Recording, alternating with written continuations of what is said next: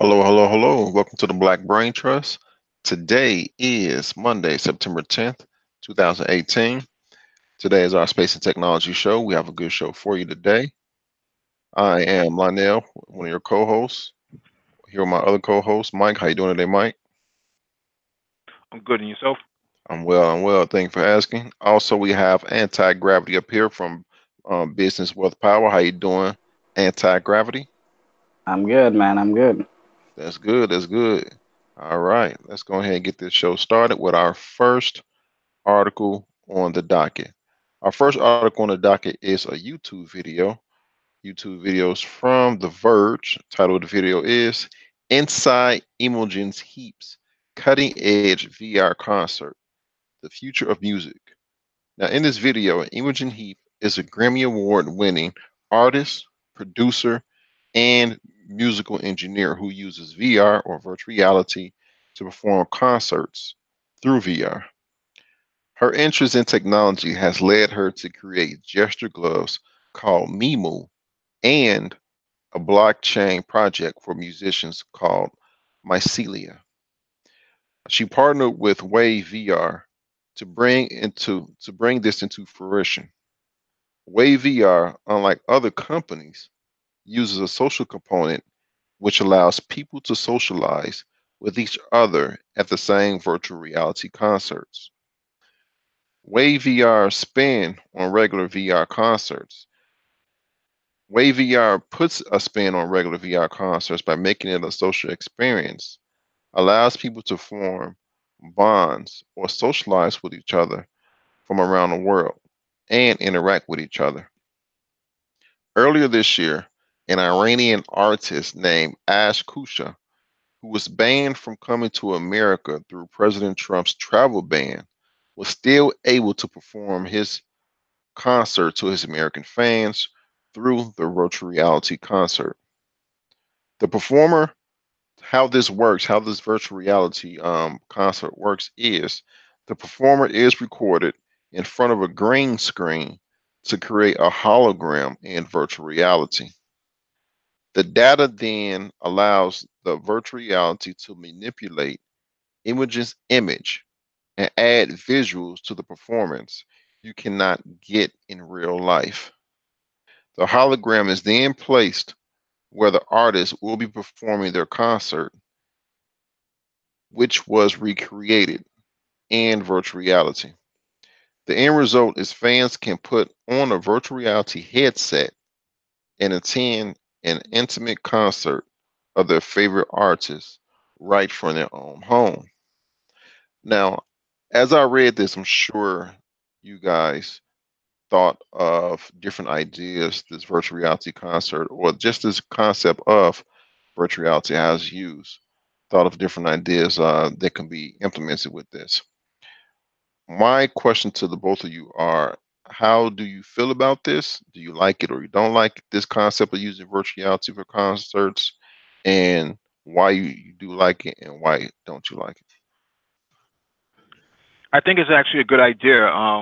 This is probably the wave of future for people who can't travel, and and as well as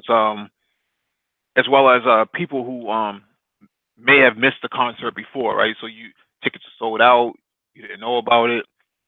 This allows you to interact on a level that was not seen before. I mean, before you would have, you would have gone on YouTube or even MTV and rewatched the concert or VH1 or something like that. But now you're having a different interaction. You're more immersed in sort of this different or second or third world. I think that's an experience that people are willing to pay for. If we go back in the day and we looked at there was a gaming platform by Nintendo called the Game Boy VR. I think that's the name of it. Um, Mhm. Basically you put on this headset and it had this sort of wireframe gameplay that you interacted with. That was like a very early phase, but people, although it didn't get a whole lot of adoption because there was less application for it, the point of the matter is that it can be done and there is an audience for it. So in this respect, I think this is actually a pretty interesting platform. I think there's a whole lot of ways you can go with that. from not just Hmm. music concerts. It could be lectures in for school, or it could be um, political conferences and things like that. Right. Yeah, yeah, I agree. And also, I think you mentioned like people can watch it from their homes, but actually, I see a lot of this that happening. I see that, but also at the concerts, people are going to be wearing these VR headsets because then the experience is more immersive that way. Where even if you're in all the way, the bleachers, all the way in the back, if you got your VR headset on, it could be like you're standing next to the artist, or the artist is singing to you personally, even though he's singing it to everyone. So I see that kind of Definitely. stuff happening. Now, as you all were speaking, I thought about something. Are you all familiar with the silent concerts where people wear headphones in a place and you only hear the music through the headphones, but if you were to walk into the place, you don't hear nothing, but you see a lot of people dancing? Yeah, yeah, I seen that. If they wore this, go to like a venue, not like anywhere, and that's hosting the concert, and you can put on both the VR headset and the headphones, and still be at the concert through virtual reality, but you're in the venue. Do you see that like cutting down on like what do you call it, noise pollution or something like that, where you can have an open air concert, It but then could. it wouldn't have to be loud. That would be amazing. Like in Chicago at I think Grand Park, they have the stages where you can perform. So they can have the people there and it just be a big open concert, but through virtual reality and the headphones. Yeah, I think that's pretty cool. Yeah. Any other points? No. All right. Let's get to our next video docket on the topic on the docket tonight. All right. Another YouTube video. This is from the Seeker. YouTube videos from the Seeker, I believe. Yes, it is. Robots are teaching themselves with simulations. What's next? Now, I believe Mike, you and I had this talked about this on a previous hangout, previous show. It was through an article. This is a video, another video talking about the same thing. Excuse me. Now, in this video, um, in the past, teaching robots to learn intuitive, fluid motions was difficult until now. The process has improved, but now the robots are teaching themselves. A company named OpenAI uses something called machine learning, specifically neural networking, to allow a robotic hand to learn an independent series of complicated object manipulations. In the beginning of the video, which what you just saw, the robotic hand is performing the manipulations without any input or control by a human or without any direct programming to perform each action. Through machine learning, the main data sets are all the different positions of the hand and the block. But the combination of all of the possibilities are too many options for the robot to practice in real life to learn each one. Instead, the researchers used a massive amount of computing power to simulate training the hand. A virtual space was designed for the robotic hand to experience all the hand and block positions at an accelerated pace. This exposed a robotic hand of 100 years of trial and error in 50 hours in the virtual simulation. As you can see the virtual simulation here, this how it trained itself in a virtual simulation.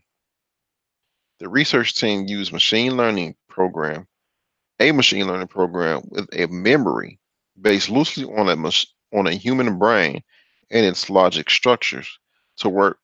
Well, excuse me, repeat that again. I apologize, people. The research team used a machine learning program with a memory based loosely on how a human brain and its logic structures would work, which makes it a neural network. Now, also in the video, as you just heard me say, instead of teaching the robot all of these different hand functions, not only just on one specific device structure, but they put in different structures, put in different environments, more gravity, less gravity, different natural elements, which help the robot learn more on how to manipulate the object in his hand through different elements, wind, high, like I said previously, high gravity or not. So this machine learning and robotics is it's coming. I would say it's coming fast. It's not anything of 2100 anything.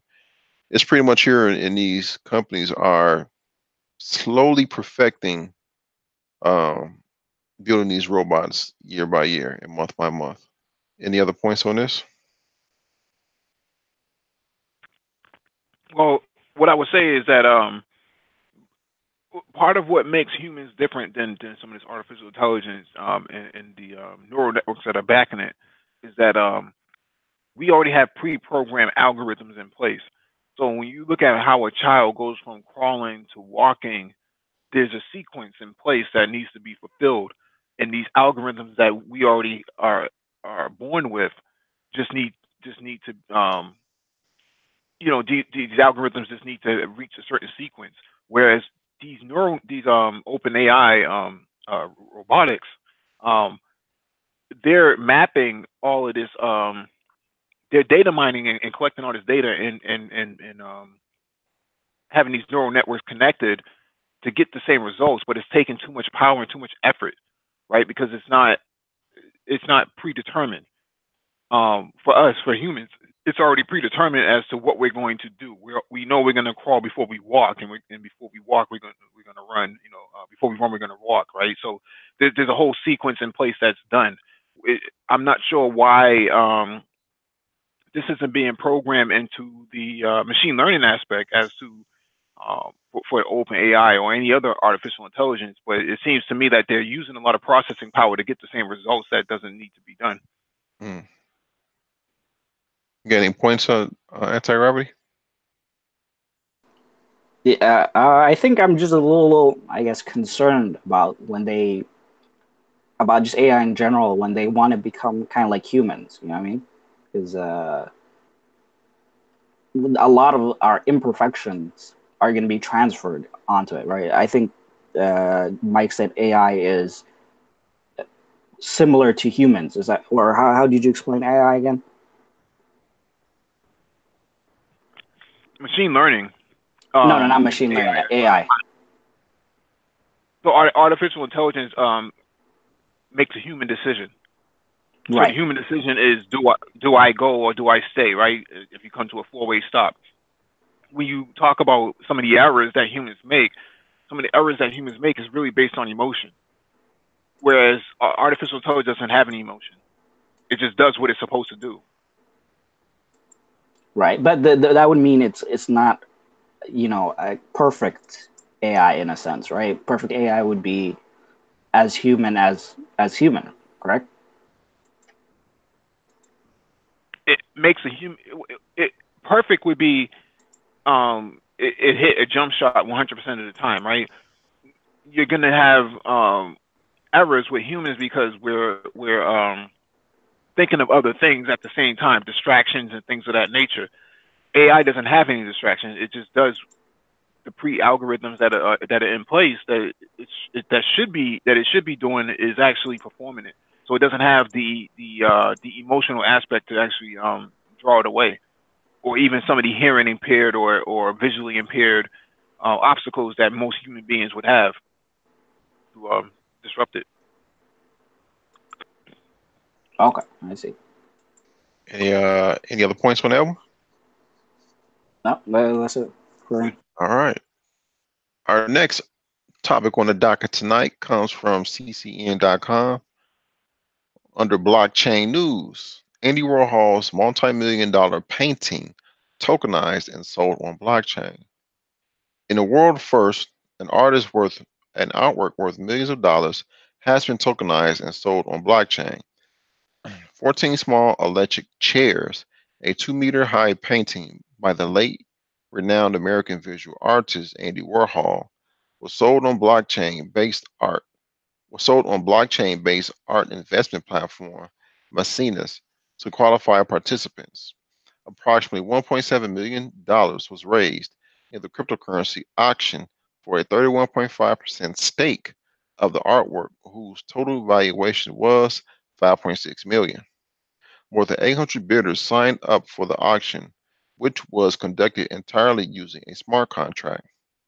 The bidders were mostly drawn from Asia and Europe and were a mix of cryptocurrency enthusiasts, sophisticated investors, and fine art professionals.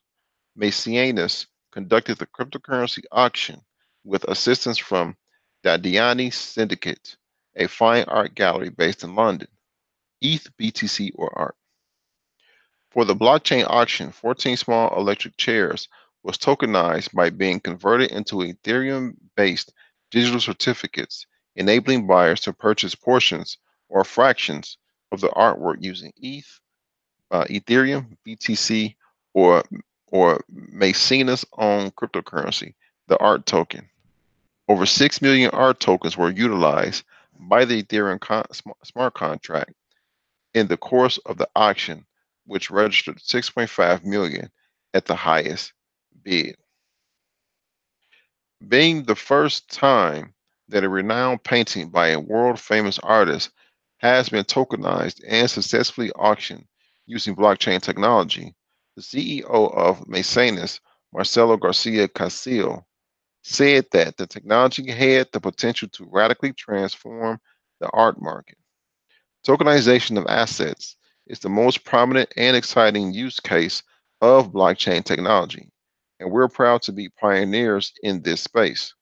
Casil said in a statement, "This Warhol painting is the first of many more to come, and we are looking forward to seeing and leading the financial revolution for the art market, democratizing the art market."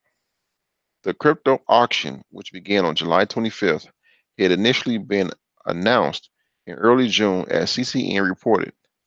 At the time, the reserve price for the artwork had been set at 4 million. As reported then, the goal was to introduce new buyers into the art market, which has earned a reputation, deservedly or not, of being a pre excuse me preserve of the elite. We aim to render the future of fine art investments to global reach. Elissa Dadiani, the founder of Dadiani Syndicate, said, "The cryptocurrency will broaden the market, bringing a new type of buyer to art and luxury.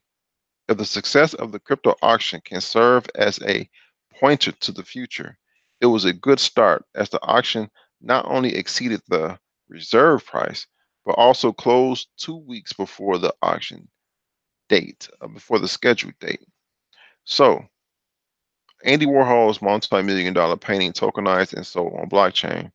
A few weeks ago, I've heard a crypto pundit talk about this, how the in the future things will be assets will be tokenized and sold piece by piece, piecemeal, by investors, so they can have a part or own a part of this tokenized artwork or any other asset, and it'll just introduce another way of people to invest in things. Case in point, this artwork, but anything can be really be tokenized. And in there's a I won't say anything, but a vast majority of things can be tokenized. But there's an article, not article, but a paragraph which said the tokenization of assets is the most prominent and exciting use of the blockchain technology. So this is, to me, another use case of blockchain and cryptocurrency, in my opinion. Any other points on this one? It's probably the most valuable of the portion of the crypto blockchain technology and infrastructure. This will, the digital ledger will allow for true ownership. Prior to the technology existed, what would happen is deeds would be lost, records would be lost in City Hall or some other vaulted place or supposedly vaulted place. Um, you can actually auction off pieces of land now, houses and things, or not houses, but commercialized buildings. Um, typically, something like Trump Tower. See how Trump makes his money is by putting his brand on it and not actually building the building itself. So you can have a building built by a variety of people, but he puts his brand on it, and that's how he makes his income. Well, with um, the tokenization on the blockchain, this would actually reverse all of that and put the ownership back into the people's hands where it should be. Hmm. Anti-gravity? No real position on this one. I think it's interesting though. Okay. All right. Moving smoothly here. Our next topic on the docket tonight comes from CCN again. Title: Crypto giant Huobi partners Singapore trade union to promote blockchain skills. This is another piece of blockchain news. Huobi Group has announced a partnership with Singapore's National Trading Union Congress, or NTUC, Learning Hub to launch a joint effort to promote blockchain education via a series of courses focused on the nuts and bolts of blockchain and distributed ledger technology. According to a press release shared with CCN, the joint venture aims to introduce people with interest in cryptocurrency or financial technology to the core fundamentals of Bitcoin and blockchains, intending to expose them to the practical uses of the world's premier cryptocurrency. Catching up. Research figures indicate that close to half of global top 50 universities already offer cryptocurrency and blockchain courses, a number that looks set to grow as students' interest snowballs in spite of the crypto industry downturn. In Q1 2018, the demand for blockchain related skills increased at an estimate 6,000%, indicating a long term shift toward blockchain and DLT related workplace skill requirements. As one of the most renowned institutions in Singapore, with a reputation of retraining and upskilling professionals to establish them to keep up with the fast evolving global financial ecosystem, NTUC sees the partnership with Huobi as a critical part of its strategy to keep Singapore's workforce globally competitive. For Huobi, the partnership forms part of an existing initiative announced by founder Leon Lee in 2017 to use a proportion of the company's resources to boost blockchain education efforts and promote real world use cases for blockchain technology. Under the partnership framework, a range of 7-hour courses will be offered with a target of furnishing students with a working knowledge of blockchain technologies, most important concepts, including basic theory, infrastructure, smart contracts, and how to store and use the cryptocurrencies. The plan is for future courses to explore how students can practically exploit the potential of Bitcoin through crypto market immersion.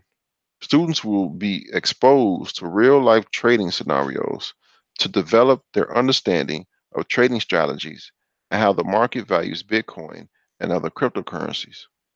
All right, titled again: Crypto giant Huobi partners Singapore's trade union to promote blockchain skills. All right, who want a shot at this topic right here? Well, we have to keep in mind that these type of places in Southeast Asia are actually very dependent on skills development. So they don't have a whole lot of natural resources to work with other than their human resources. So they have to keep cultivating their people, their citizens, to actually be more productive. And just adding blockchain to their core development is a pretty normal and strategic move on their end. Good point. Anti-gravity?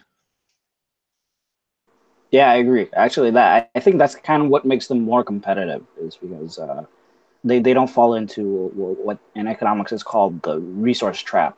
You know, countries with a lot of resources, you know, generally tend to be, I guess, not economically productive. Hmm. And I'm taking what you all mentioned on your points. I've heard in the past in countries like Japan how they have zero to little to zero natural resources, but they bank on that they're using their human resource and training their human resource in cutting edge technology. And at one point, they were the second largest economy in the world. Then China replaced them, but they're still top five or top 10. Also, to what you said, anti-gravity, I heard of that also where countries with a lot of resources, um, continents like the continent of Africa and its various countries, and also you have Papua New Guinea, Haiti, a lot of South African, not South African, but South American countries with that are resource rich, but you see a lot of them they are in, inundated with wars and their ability to control their country's finances is weak compared to other non-resource rich nations. So your 2 points is hits the nail right on the head. All right. Any other The only go exception ahead. is basically the U.S., but I guess the U.S. is a special case. Yeah, the exception to the rule, as they say, is always one exception to a rule. Right. All right, moving on. Any did you want to say something, Mike? All right. Our next article comes from CoinDesk. Title: Chinese city is using blockchain to track convicts on payroll. Convicts on payroll in the southern Chinese city of Yongzhan can now find themselves being tracked over a blockchain network. The Justice Department of Zhongshan says it has launched a blockchain-based system that can monitor the movements of ex-prisoners to improve the quality of so-called community corrections, a local media source reported on Thursday. The technology has apparently been deployed across various community service centers where parolees are required to check in and complete daily duties. The department said it developed and applied the blockchain system in an effort to provide up-to-date data on each convict's movements around the clock. Wow. Since convicts' data is updated in a distributed fashion, community correction staff and relevant law enforcement agencies who are given access to the network are able to know a convict's whereabouts at any time. Ooh. And thus can take necessary measures if one is breaking from the required routine. The Justice Department claimed that the technology is able to reduce the manpower burden that is traditionally required to physically follow parolees when ensuring they are obeying laws and performing community service. The Zhongshan implementation is the latest use case in which blockchain is being adopted in the legal system in China. As CoinDesk previously reported, an internet court in the city of Hangzhou has already recognized the nascent technology as an authorized way for evidence deposition. The major city of Shenzhen is also turning into blockchain in the fight against tax evasion, a move made in partnership with internet giant Tencent. That is pretty interesting. I foresee a time where countries such as our country, America, will use technologies that China is introducing, such as this one, and adopt it and use it on their own citizens. Now, we all know the prison industrial complex in this country is a large business, and using this type of technology to a cut down on the overhead, which the article said is cut down. It cuts down on the man. The Justice Department claimed that the technology is able to reduce the manpower burden that is traditionally required to physically follow parolees when ensuring they are obeying laws and performing community service. So they're cutting down A, they're cutting down on the overhead, and B, they are boosting their profits because now they have a 24-hour, 24/7, 365 up-to-date distributed ledger on where the parolee is, where are their locations, if they're doing what they're supposed to be doing, or if they're sticking to the itinerary they turn in to their parole officers and where they're supposed to be at. This is, yeah, this is what I think about this. Yeah, I mean, this is bound to happen. Um, the amount of human resources that are involved in managing convicts actually makes it very burdensome on any system, whether it's outside of this country or within this country, especially within this country, because it's all a civil service job, as well as now private industries are starting to take over for the jailing of these convicts. So in the detention of them. So you need some form of ledger system that actually manages all these people. But in the United States, we do have a system, but not as efficient as what you would have on the blockchain. And the blockchain would actually remove a lot of jobs. And I can see the unions actually pushing back against something like this. But you know, this is actually coming down the pipe for the most part. Hmm. Yeah, I'm not surprised. China is a police state, so well, more so than even the U.S. So they have the ability to get away with a lot more stuff than here in the U.S. because of civil liberties, ACLU, yada yada. But I feel like that they're going to in the future, or actually they already are in a way, borrowing a lot of this technology from China. China buys it from Israeli companies who build these systems for them. They test them out in China, and then later on the U.S. buys it after the concept has been proven. I had an Yeah, example for that, but I can't think of it right now. Oh, go ahead. it's interesting that you mentioned Israel because Israel actually has a I think the University of Tel Aviv is in China now too. Oh yeah, yeah. The Chinese companies work a lot with Israeli intelligence, hacking companies, and the like, because they have a lot less restrictions than a lot of the other European countries. At least in that regard. Hmm. Hmm. Any other comments on this one? All right. Let's switch gears again to automation. This one comes from the Wall Street Journal. Title: Self-driving technology threatens nearly 300,000 trucking jobs, report says. This one was written by Jennifer Smith on September 4th. Impact will come over 25 years, with projections for a lighter job loss seen, excuse me, with projections for lighter job loss seen than other forecasts, but higher paying trucking work could take a hit. Article: Autonomous driving technology could replace some 294,000 long distance truck drivers over the next 25 years. A lighter impact than some have predicted, but one that could still significantly reshape freight industry employment, according to a new research paper. The changes will likely eliminate some of the best paid positions held by more than 2 million heavy duty truck drivers in the US, according to the analyst by Steve Vicelli, a sociologist who is a fellow at the University of Pennsylvania's Robert A. Fox Leadership Program and a senior fellow at its Kleinman Center for Energy Policy.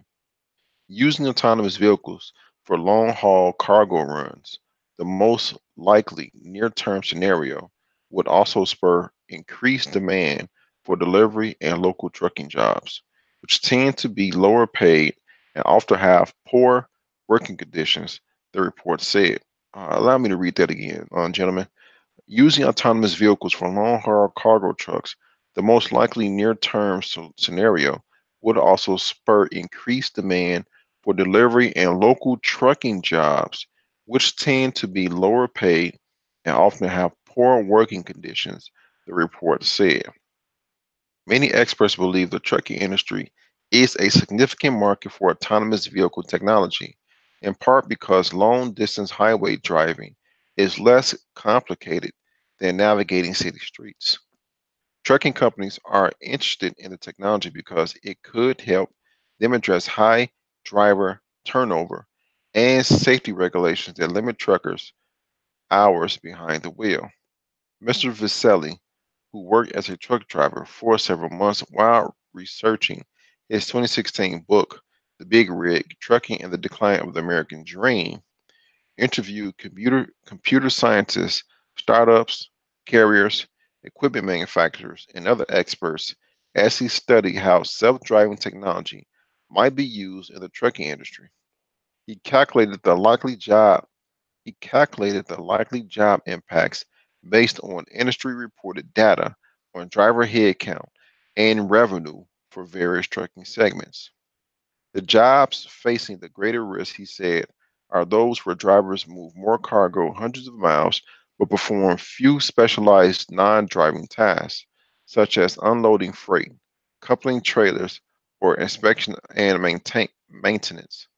Although long haul truck although long-haul truckload drivers work in often grueling conditions for less than 50,000 a year, the at-risk category also includes more lucrative jobs moving goods for package delivery companies such as United Parcel Service or UPS, or for less than truckload carriers which combine multiple shipments on each truck. The risk of autonomous trucks is not that there won't be enough job for American truckers, it's that there won't be enough good jobs. Mr. Vaselli wrote in the paper, which said training programs could help drivers adjust to the challenges. The research is being released this week and was commissioned by the Center for Labor Research and Education at University of California, Berkeley, and Working Partners USA, a Silicon Valley-based community organization focused on economic inequality. Proponents of autonomous technology say self-driving trucks could lower freight costs and improve productivity and safety. Driverless vehicles are being used in controlled industrial settings, such as mining operations. Several companies have tested the use of self driving trucks to haul freight on public roads, but mass adoption remains subject to a host of regulatory and other hurdles. Recent facilities involving autonomous passenger cars have put a spotlight on problems with the technology. New investment in equipment and infrastructure to support self-driving vehicles, such as wireless communications networks for roads, is also needed. It's not that tech. It's not the tech that I. It's not the tech that I think will stop this from being kind. That don't make sense to me. I apologize, people.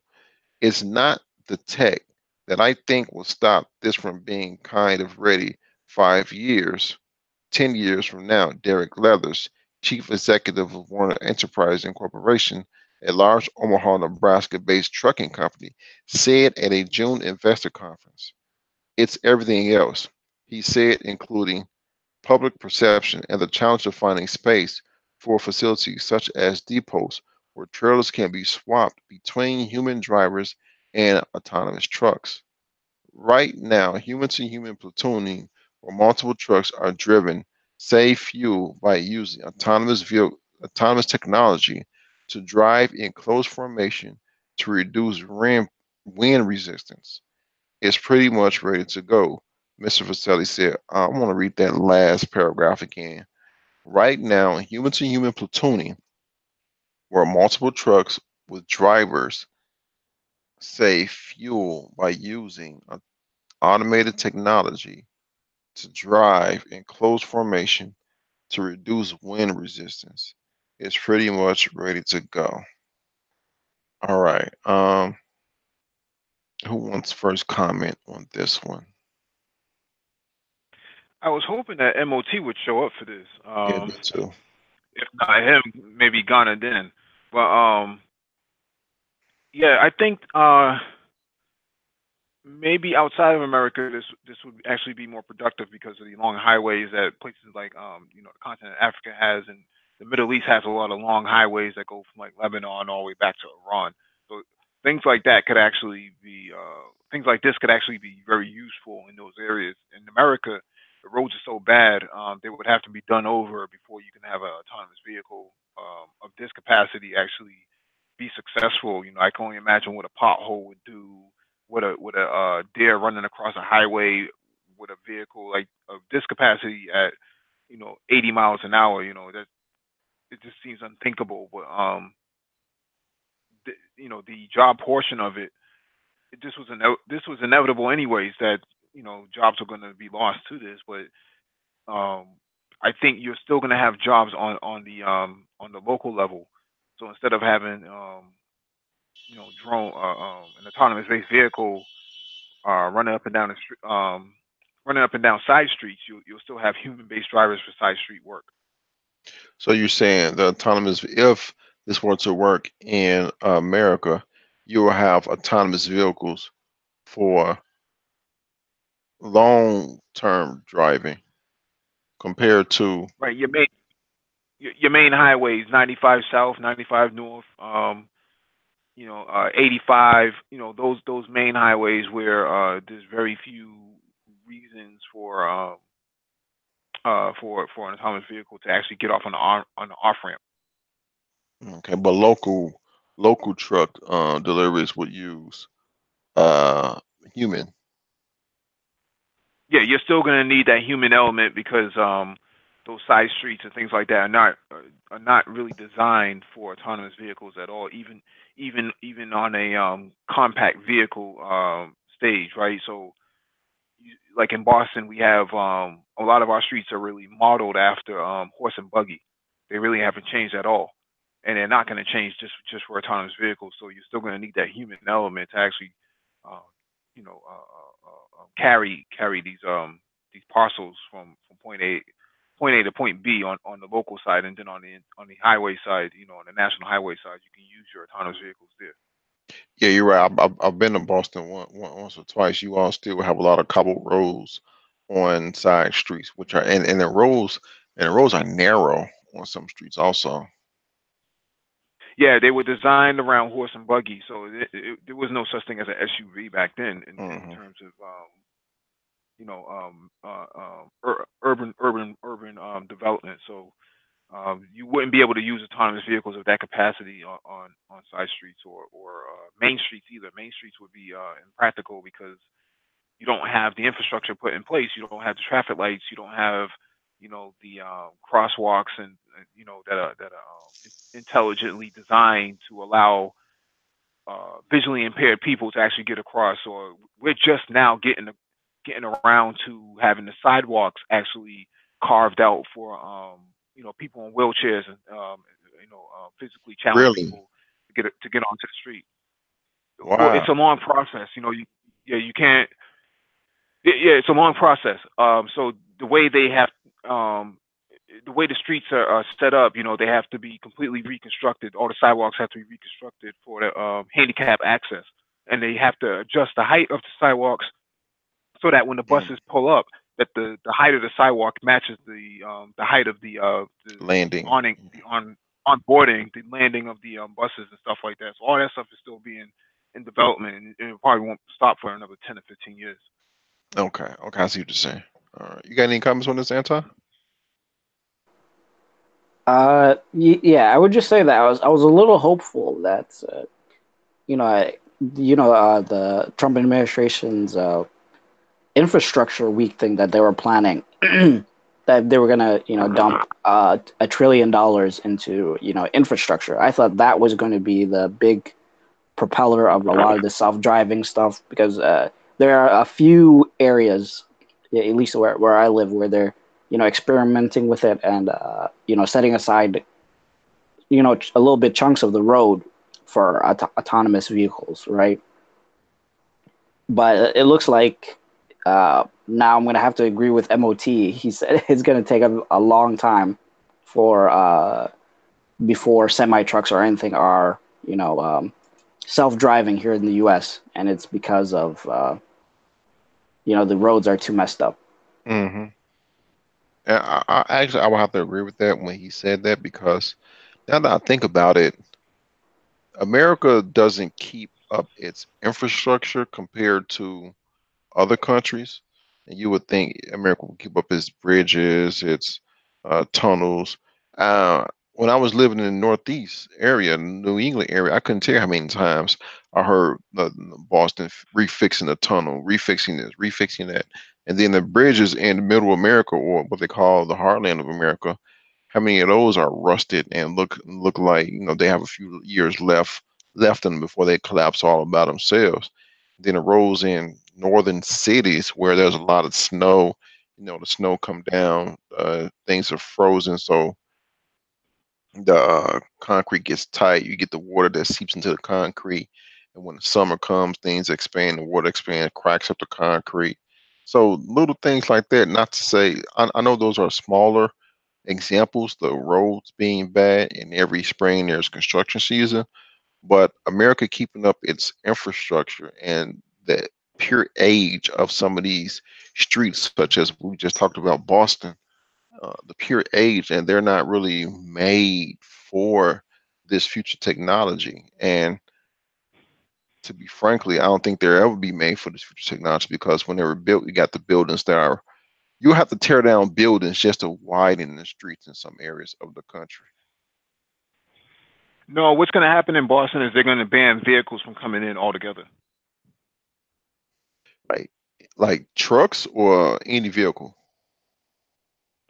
Any consumer based compact vehicle from coming in. There's not enough parking space, as well as the just the sheer capacity of the streets. It's just jam packed. It's just too much traffic. So it's not going to be worth redoing the streets over for autonomous vehicles when vehicles are going to eventually disappear by 2045 anyways. Like, people won't buy an actual physical car anymore, right? So that's eventually going to go away. So there's no point in actually redoing the infrastructure just for a few vehicles. There's just not enough space to park. There's not enough money in the budget to actually do the infrastructure over. So just ban the cars altogether. Mm, wow. And force everybody to come in on public transportation, which would boost the revenue for the public transportation, because it forces everybody to get on that. How is public transportation over there though? In Boston, I hear it's okay, but It, it, what do you think? it depends on what line you're riding. So we have 4 different lines. We have the green line, we have the red line, we have the orange line, and then we have the silver line, and then we have the commuter rail. Commuter rail is basically like a mini version of the Amtrak. Um, the problem with all of these lines is that the infrastructure is old.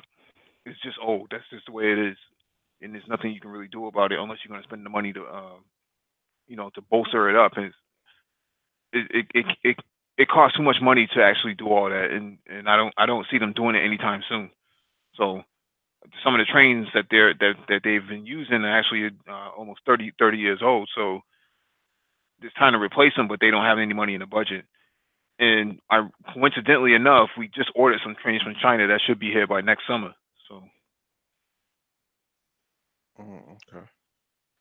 Any other points? Yeah, Okay. do you think they're gonna start build any of those high speed railways, like linking, uh, I don't know, Boston to Washington D.C. or something like that, or New York to Chicago, where it's bullet trains? you have bullet trains in place, but the problem is Amtrak has full control over the railways. For whatever reason, that's the way the United States government decided that was a good idea. Even though Amtrak is a private company, they are uh, basically a stepchild to the federal government. So they own the lines, but they have no intentions on boosting up the Upgrading. capacity for rail transit. Mm. Yeah, the problem I see is That's just there's too much litigation and stuff. Like we try to build, a light rail here from one part of the city, and then goes like no, a close city called St. Cloud to Minneapolis, and they've been in this legal battle for like 5 6 years now, and they only built a small section of it. see, and then it comes down to who's going to pay for it, right? It's going to come either from your tax dollars or it's going to come from a private investor, but somebody's going to have to pay for it. And city doesn't have enough money because people aren't working as much as they were maybe 10 and 15 years ago. So your revenue is not there.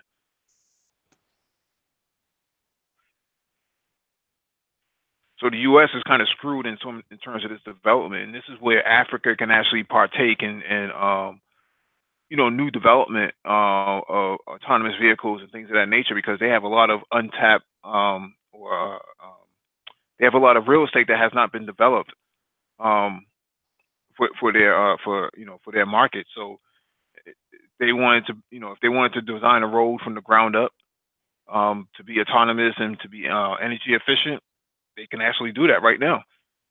Whereas in the United States, there's so much bureaucracy involved in terms of getting something done. It could take 7 days just to fill a pothole. Whereas in China, that's done almost within the same day. Oh, it could take longer than that because I know back in Chicago, I filed with the city for them to fill a pothole through the website, and I I found it earlier this year, and before I left, it still wasn't filled up. Yeah, that's crazy, man. It can I take a thought we minute, were bad with our potholes. Jeez. man. Any other Oh, comments? No. And then now you say it, blockchain can be useful in filling up potholes. I feel it some type of way. Not, not necessarily, because if there's that many potholes on the road, then they'll just do the whole road over. It's just that much cheaper You for have them a to do it. point. So they won't even bother with that. Mhm. Won't even have a problem with that. It'd be a lot of patchwork, which will make the streets even worse. Okay. Okay. Touche. All right. This is our next docket on the topic on the docket tonight comes from futurism.com. Title: Japan will soon conduct the first test of elevator movement in space. And we're switching the gears here from autonomous driving to space. This was written by Christian Hauser on September 5th. Article: Going way up. For more than a century, the scientific community has kicked around the idea of space elevators. Specifics vary, but the basic design involves a vehicle of some sort that travels along a cable that spans from the Earth all the way up into space. So far, space elevators have been little more than a sci fi pipe dream. But now researchers from Japan's Shizuoka University appear determined to bring the concept to reality. They're ready to conduct the first test of elevator movement in space. What is this? A space elevator for ants? The Japanese team plans to test a space elevator designed using a scaled down version of the system, way scaled down. The elevator is a test The elevator in the test is a box only 6 centimeters or 2.4 inches long and 3 centimeters or 1.1 inches high and wide. At full scale, the box will be large enough to transport actual supplies to space. On September 11th, Japan Space Agency will launch an H-2B rocket carrying two mini satellites, one of which will contain the elevator stand-in. Pla- Once in space, motors will power the box like a celestial tightrope walker. A longer cable strung between the two mini satellites, positioned 10 meters or 10.9 yards apart from one another. Cameras on the satellites will monitor the motorized motion of the box. Cheaper, maybe. This movement is definitely easier to do in space than it will be between Earth and space. We don't have a material strong enough to handle those forces involved, at least not yet. If Japan or anyone can successfully create a space elevator, we will have a low cost way to deliver supplies and people to space. Some experts predict the devices could cut the cost of transporting goods from 22,000 per kilogram or $10,000 per pound to just $220 per kilogram or $100 per pound. That's a huge cut. Of course, reusable rockets are already making space transportation much cheaper. So by the time space elevators are finally ready for action, we might not even need them. But the fact that Japan is at least taking the tech for a test drive is still pretty cool. All right. Confusing on my part. The elevator they're talking about will go from Earth to a satellite in space, not from a satellite to a satellite in space, right? Yeah, the satellite would be the top floor, like the penthouse or something like that, to that effect. Um, and that will be the place that it delivers the payload, and then whatever spaceship is available up there will pick that up, kind of like not so much Uber, but kind of like a UPS pickup, and then take it to the next destination. That's actually very very efficient. So once it goes from Earth to the satellite, it will then go from satellite to other satellites. Somebody else would have to pick it up. Okay. Oh, okay. I see what you're saying. The elevator is only from Earth to a satellite, but then someone will fly in through another means of transportation to pick it up from that one satellite. So that satellite would be out will be out. Or would an outpost be a good reference, or just a storage, like a storage facility? It's a parcel pick. It's a parcel drop off, basically. Mm, okay. You could use autonomous vehicles to actually pick up that parcel or that payload and deliver it to the next destination. So let's say True. you True. needed something, you needed to bring more payload to the moon. This would actually be a more cost efficient way, because going at $220 per pound or whatever it is that they're talking about, that's actually really efficient when you think about what's actually going up there. It could be a component that might cost hundreds of thousands of dollars. Well, that might cost you only about $1,000 to send it up. That's actually really efficient. So once it gets to that docking station that's up there, it then it could then be picked up by an autonomous vehicle and brought back to the moon, or even taken over to Mars. That's And if you have enough of these set up, then what you can have is constant rockets going up and down every single day, um, making these deliveries to this docking station.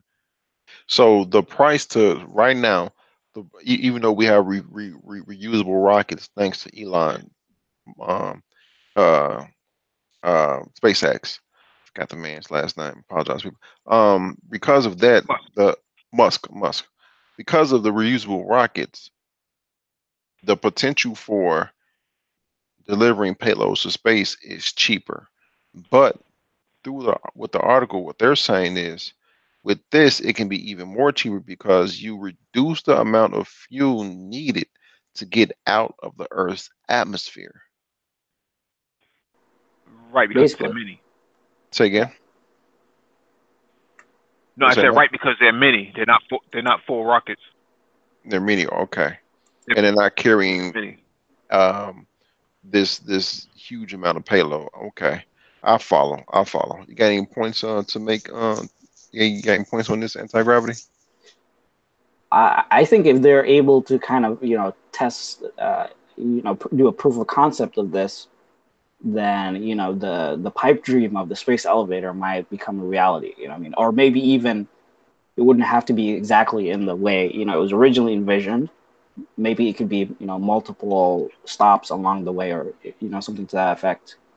Hmm. But if you do that, then that's a whole new ball game because now you don't have to build spaceships on Earth. You can build them out in orbit at Yeah, much cheaper cost. that's a good point. That's another good point on that. Just Well, deliver. that's actually been the Go ahead. no, I was going to say that's actually been the discussion for like the last 10 years or so. 10 years or so is to put a 3D printer up in space and have it produce the parts for you, and actually you can build all your components in space. So you'll have multiple space stations that set up just doing different things, kind of like a an industrial park. Hmm. Hmm. And logic needed in You the can chat. Go ahead. mhm. No, go right ahead. Logic needed. Logic needed in the chat asks, how will they build it? Where the article said they don't have a material strong enough to withstand the forces of the gravitational pull, but um, in theory, it could work. Yeah, there's nothing saying that it can't be done. So Hmm. it's just more of a material. It's more of a resource issue. So, but if they're testing it now, that means that they've already thought out, all of the things that we're talking about. Yeah, yeah, obviously, yeah, yeah. Right, or if they're able to, mass produce, some of the super uh, materials like graphene. No, graphene, yeah, where it's super light, super light but super strong at the same time. Make it out of that, or whatever the new generation, materials happens to be. Hmm.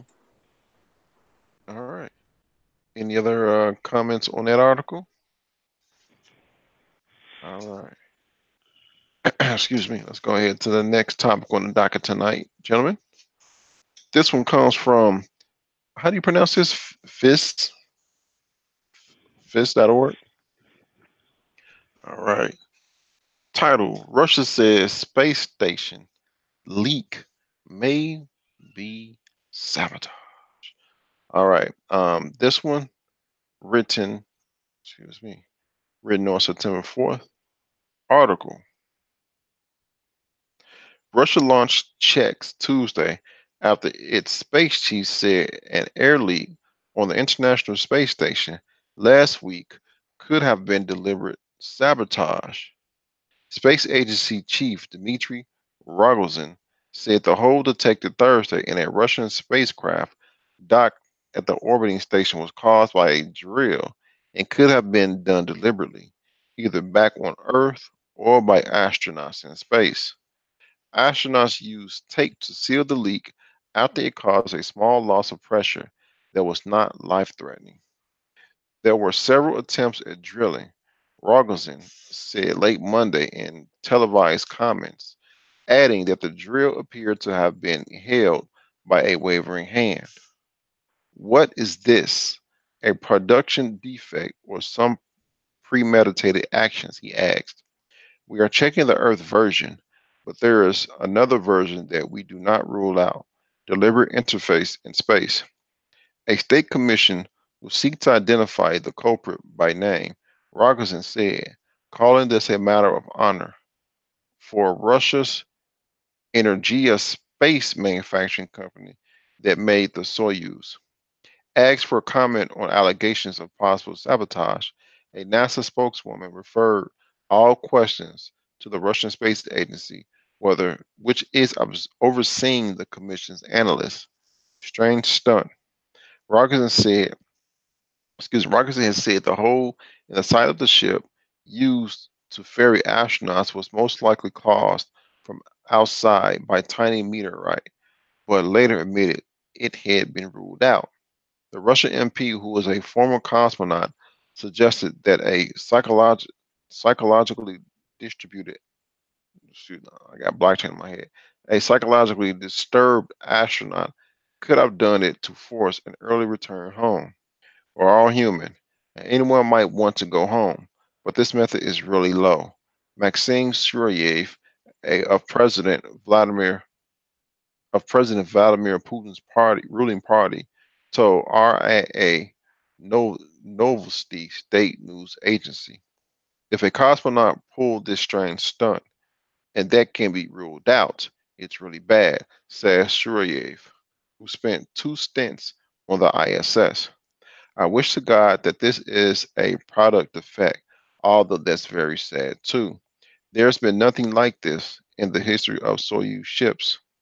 Alexander Zheleznyakov, a former space industry engineer and author, told TASS state news agency, however, that drilling the hole in zero gravity would be nearly impossible in that part of the spaceship. Why would cosmonauts do it? He asked. The hole is in a section of the Soyuz ship that will not be used to carry astronauts back to Earth.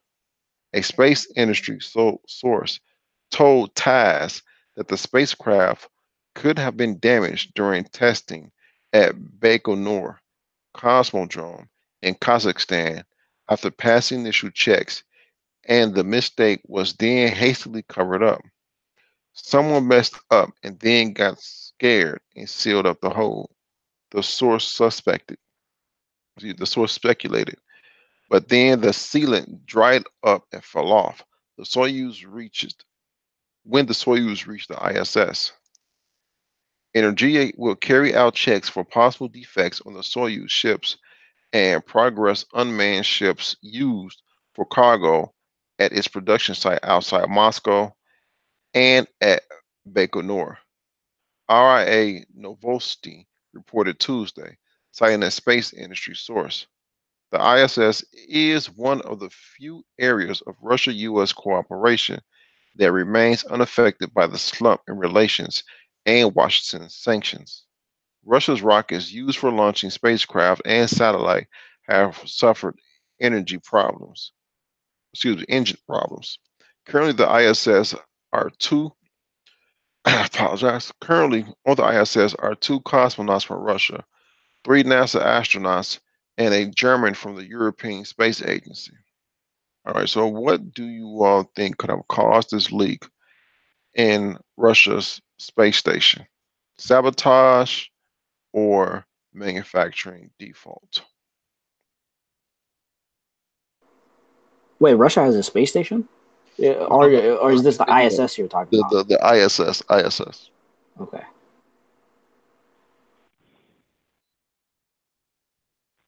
What do you Yeah, think could I have no cause? idea. Mhm. I don't know, but it'll be interesting to find out. Well, it could be a variety of things. Like it could have been some kind of external defect, whether it was a meteorite that hit it or um, just a bad design flaw. I mean, that thing is up there, has been up there for quite some time, so it's not unlikely that deterioration may have happened over time, right? So um, they say that there's, the space station and other satellites get pelted with rocks all the time. Mhm. If they haven't heard anything, and I would assume that there's somebody's watching that space station and from all different angles from a satellite standpoint to make sure that uh, what the cosmonauts can't see, they're actually watching. If no one's reporting it that something hit it, and the cosmonauts are not reporting that they felt anything get hit, um, we have to rule out that it was external. Um, and then in terms of sabotage, you need to do a forensics test to determine, who was where at which time during the during the venture. So that's a little bit difficult, and I don't think they're gonna actually expose all that information, especially if there is some culpability on somebody's side. Mhm. Mhm. Any other comments on this one? All right. Let's get to our next topic on the docket. This topic this topic is another YouTube video by Seeker.com or by Seeker on YouTube. Title: Microgravity on the ISS makes for a perfect lab.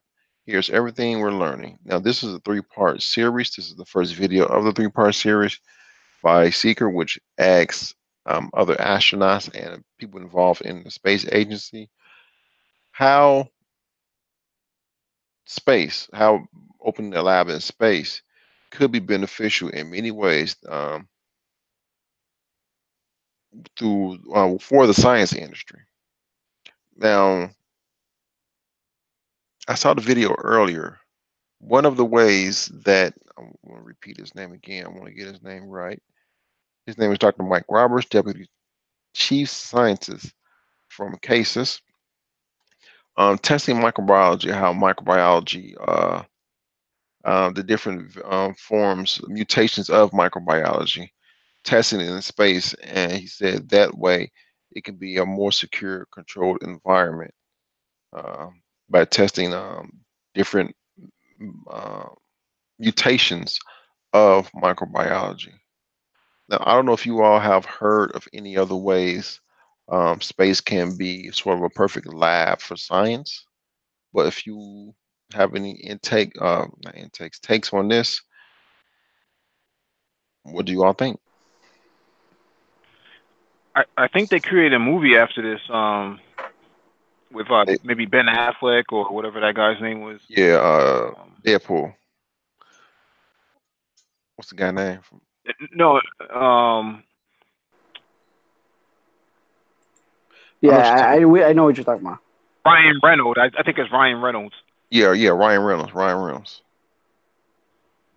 Where, yeah, Yeah, I think okay. they did a whole movie on that. So the idea of doing critical research that doesn't affect human life out in space does make a lot of sense. But then you also want to take into consideration that if you start getting into mining of asteroids, you kind of don't want to bring certain certain material from space back onto Earth because it could be contaminated. So you do all your research up in space, and then you'll determine whether or not you'll bring it down to Hmm. Earth. That's a good idea. Any comments on this, Anti? I think I was reading about there's still, one more area of research that they want to do, but I don't know if they have done it yet, is whether or not humans and animals can procreate in space.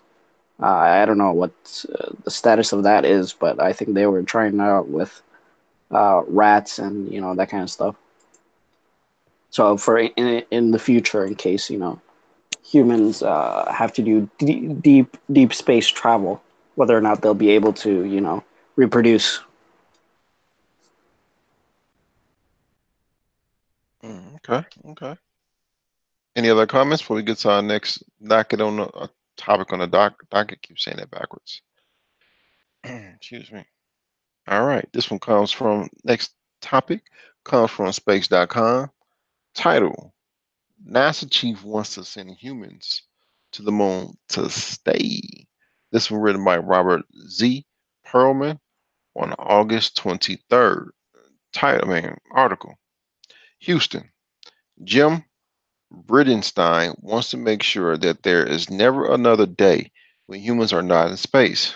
In fact, the NASA administrator said we want lots of humans in space.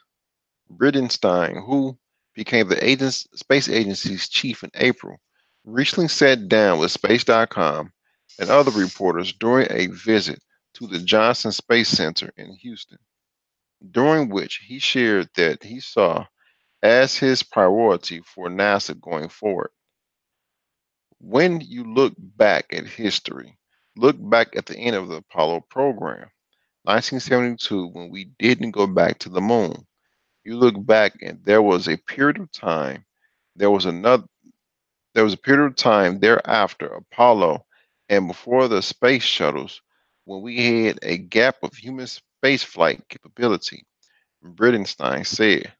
And then you go forward and look at the retirement of the space shuttles in 2011.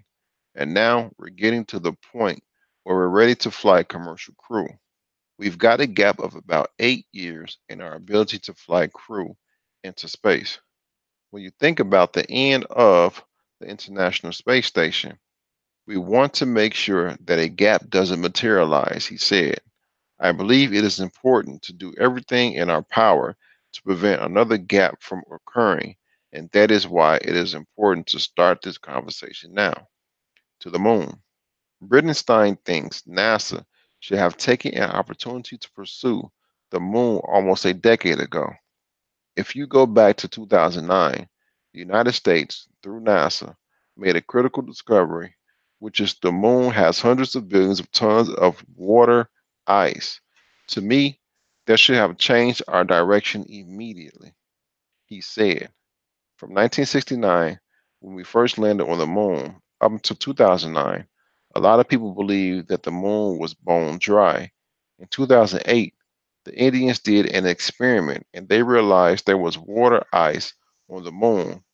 And then we did an experiment and realized how much water ice could potentially be on the moon at the poles.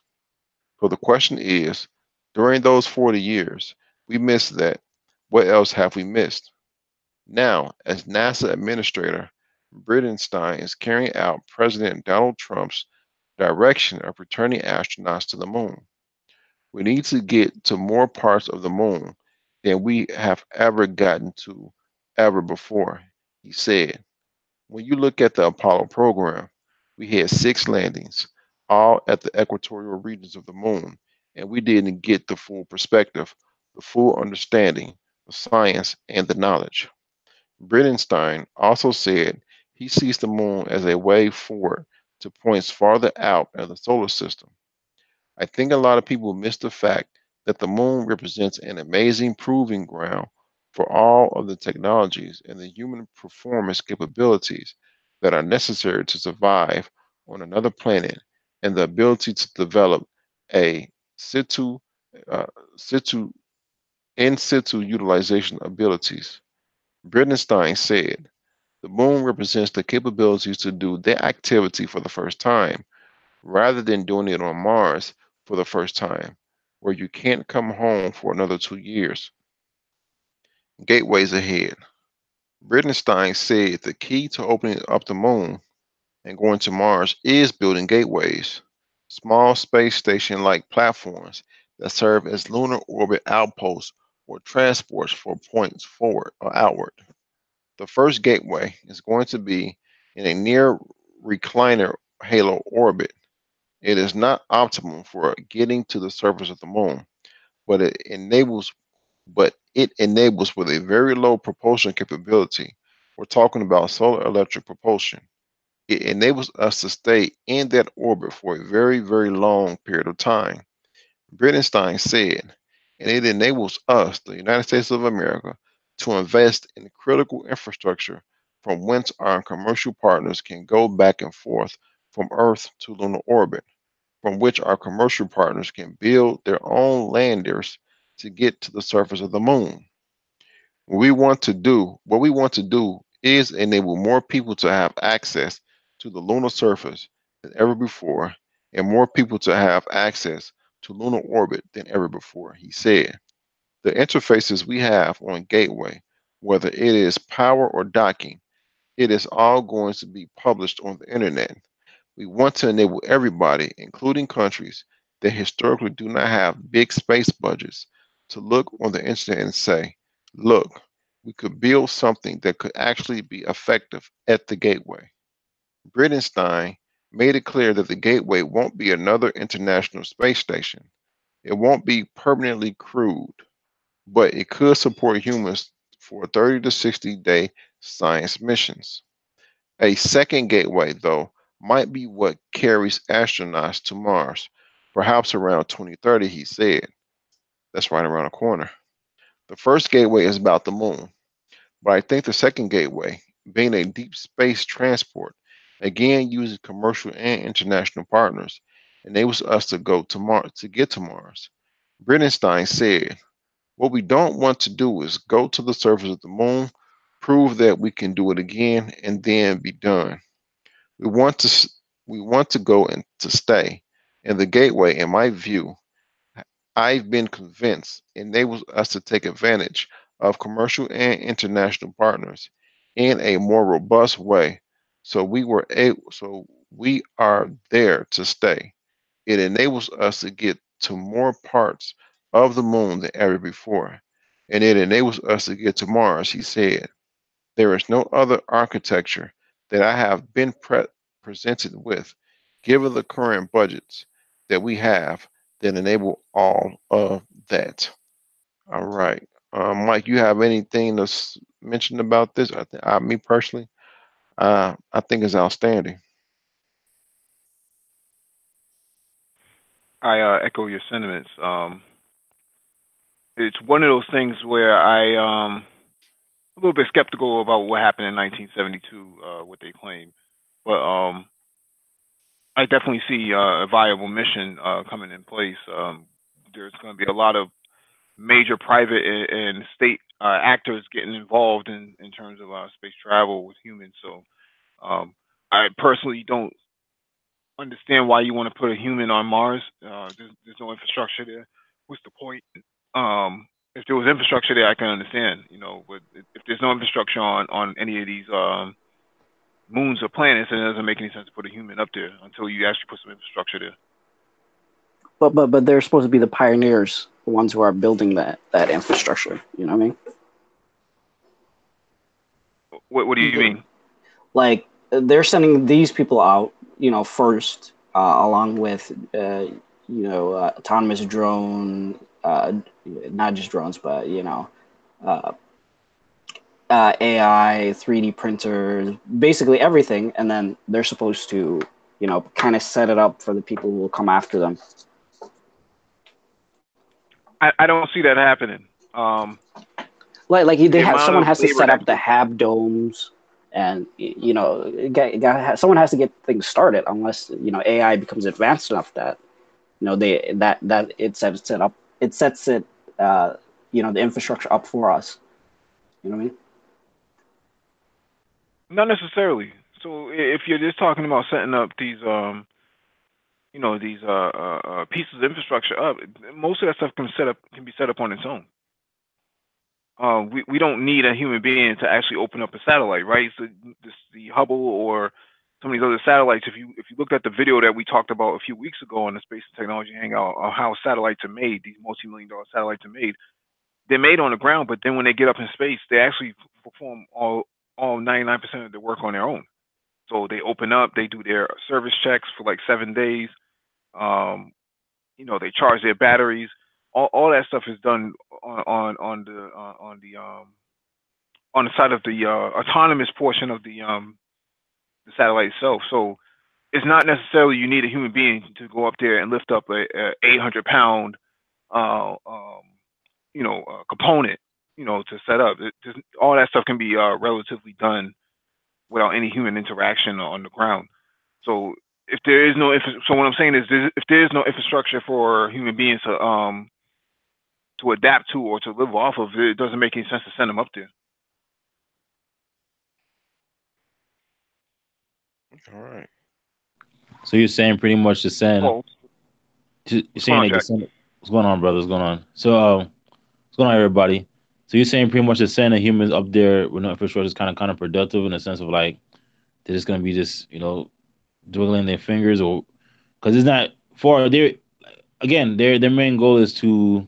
Well, to me, what I got the article was they're letting other companies know like, hey, it's like they need more investors, and they need more resources, probably intellectual, and they let everybody know like, stake your claim right now. Um, but let's say they get everything, they achieve their goal, right? What does that mean for the next plan? Like, is it mostly for send things up in Mars or to other planets, planetary travel? Like, what's their main goal after this once they achieve this? I think Moon is just a jump off point. Yeah. It's kind of like a logistics point. So you can store a whole lot of things on Mars and not have to worry about somebody coming by and stealing it, right? So you could put all your logistics there. You can decide whether you want to go to Mars or you want to go to Titan, which is the moon on outside of Jupiter. So it makes it a short trip too, because a lot of the travel time is actually done by gravitational pull. Mm, okay. All right. Any other comments on this one? All right, let's go ahead and get to our next article. After I read this one, I'm gonna open up for a short, shorter version of the open mic. This one comes from space.com. Title: The U.S. Geological Survey is getting serious about space resources and mining. This one written by Leonard David on September 4th. Article: The U.S. Survey, or USGS, is starting to earnestly evaluate space resources for future mining. Since its establishment in the late 1870s, the USGS has focused pretty much solely on Earth, but now is also investigating what benefits may or may not exist in tapping extraterrestrial water, minerals, and metals. The agency seeks to portray accurately how humanity could exploit all off Earth assets, a nonsense approach that contrasts with the pie in the sky estimates of trillions of dollars of profit of profit pro- proffered by some less scientifically minded space mining advocates. Proven expertise. This past June, several USGS experts took part in a space resources roundtable held at the Colorado School of Mines in Golden, Colorado. The space resources community will benefit greatly from working together with the USGS to assess the location and valuation of minerals, energy, and water on the moon, Mars, and asteroids, said Angel Abud Madrid, director of the Center for Space Resources at the Colorado School of Mines. The USGS offers proven expertise and an unbiased quantitative approach to characterizing terrestrial resources. Abu Madril told Space.com. That know-how can also lead to reliable and much needed geological maps for a more precise landing site and resource deposit selection, he said. It's also worth noting that the new direction of the USGS, Jim Riley, is a geoscientist and former NASA astronaut. During his 13-year NASA career, Riley flew on 3 space shuttle missions, conducted 5 spacewalks, and racked up a total of more than 856 hours in orbit. Multifaceted issue. The exploitation of space resources is a fascinating and multifaceted issue, said Laszlo Keste, a research geologist at the USGS Astrogeology Science Center in Flagstaff, Arizona. The USGS has been paying steadily increasing attention to the issue of space resources for the last several years. Keste told Space.com. The drivers for this area are diverse, he said. For example, the U.S. human space program seems to be focusing on missions to deep space, where space resources are extremely valuable. Furthermore, commercial efforts are commercial efforts to extract space resources are growing in maturity. Keste pointed to the USGS's increasing responsibility for the Landsat satellites, a, a venerable series of Earth orbiting spacecraft. The USGS is now considered one of the U.S. space agencies, he said. The USGS realized that our congressional mandate to assess natural resources extends to space, Keste said. At this time, the USGS does not have a funded program to conduct full scale assessments of space resources, but we are anticipating that the USGS may be directed to do so soon, and we are taking a number of steps to be prepared for that possibility, he said. Confidence building. Castay pointed to the USGS participation in space resource workshops. In addition, there's the 2017 feasibility study for the quantitative assessment of mineral resources in asteroids, led by Keste, which found that the water and material resources of near Earth asteroids are sufficient to support humanity should it become a fully spacefaring species. At this point, we have done enough work to feel confident that the methods of USGS uses uses to assess mineral, energy, and water resources on Earth can be used to assess space resources with minimal modification. Caste said, we have also done enough preliminary work to identify some areas where humanity's lack of knowledge will result in exceedingly large uncertainties in assessments undertaken today. Follow the water. Lunar ice will be a good example of a resource that we do not understand well enough to provide estimates with such precision, Castee said. Attempting such an assessment could still be useful, he said, because it can identify the most critical information that future missions need to collect.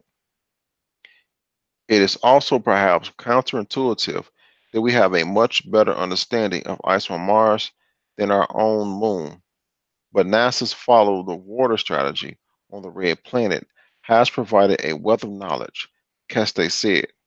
Finally, it is clear, even before we undertake a full blown assessment, that there are significant resources in space accesses.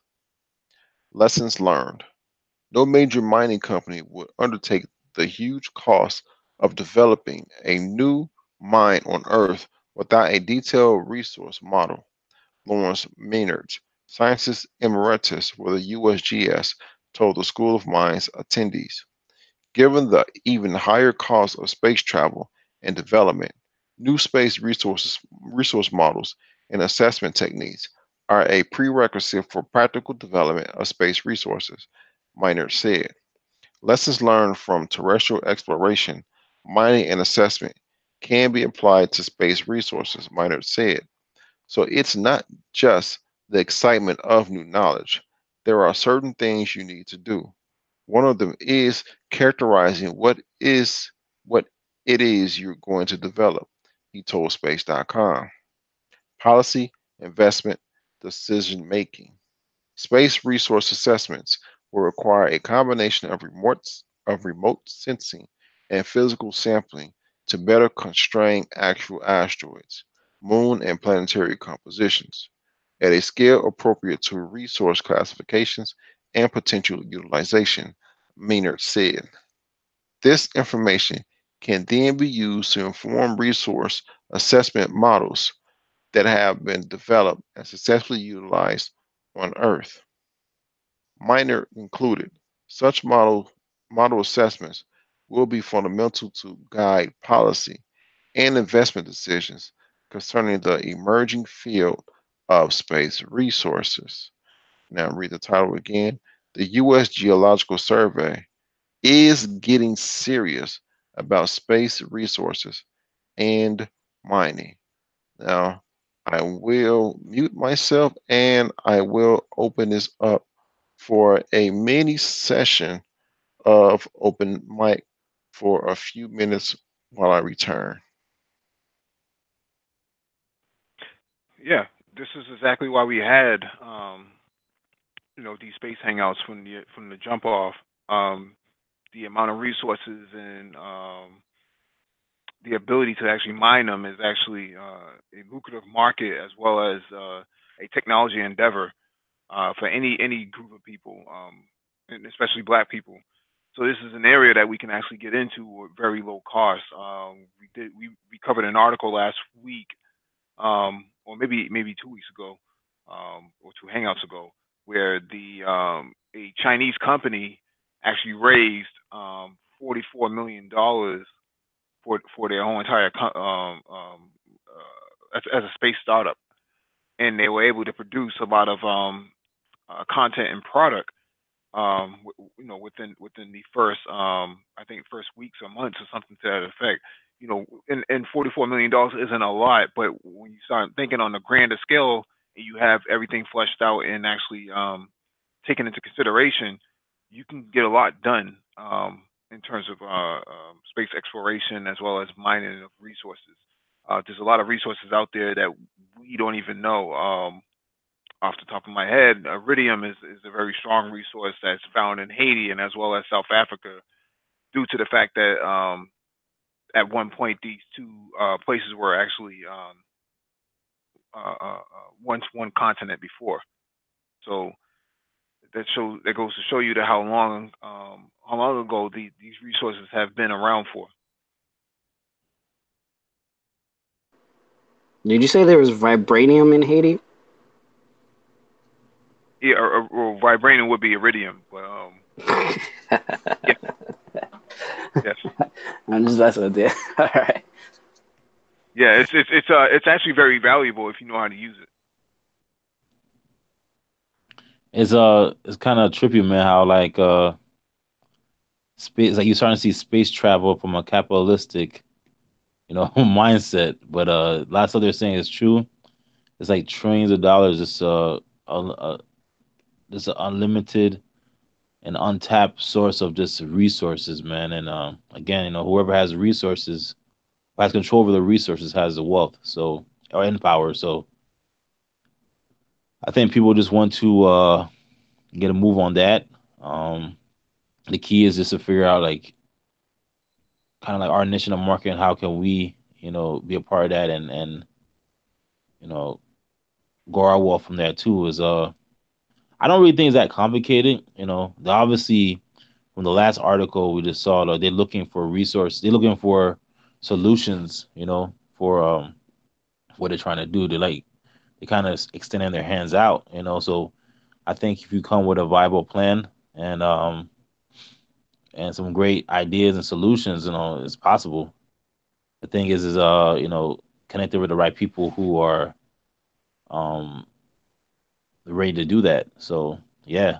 Um so they're able to we're able to go out there, we're able to, you know, gain more resources, right? Let's say plans is flawless and it works out.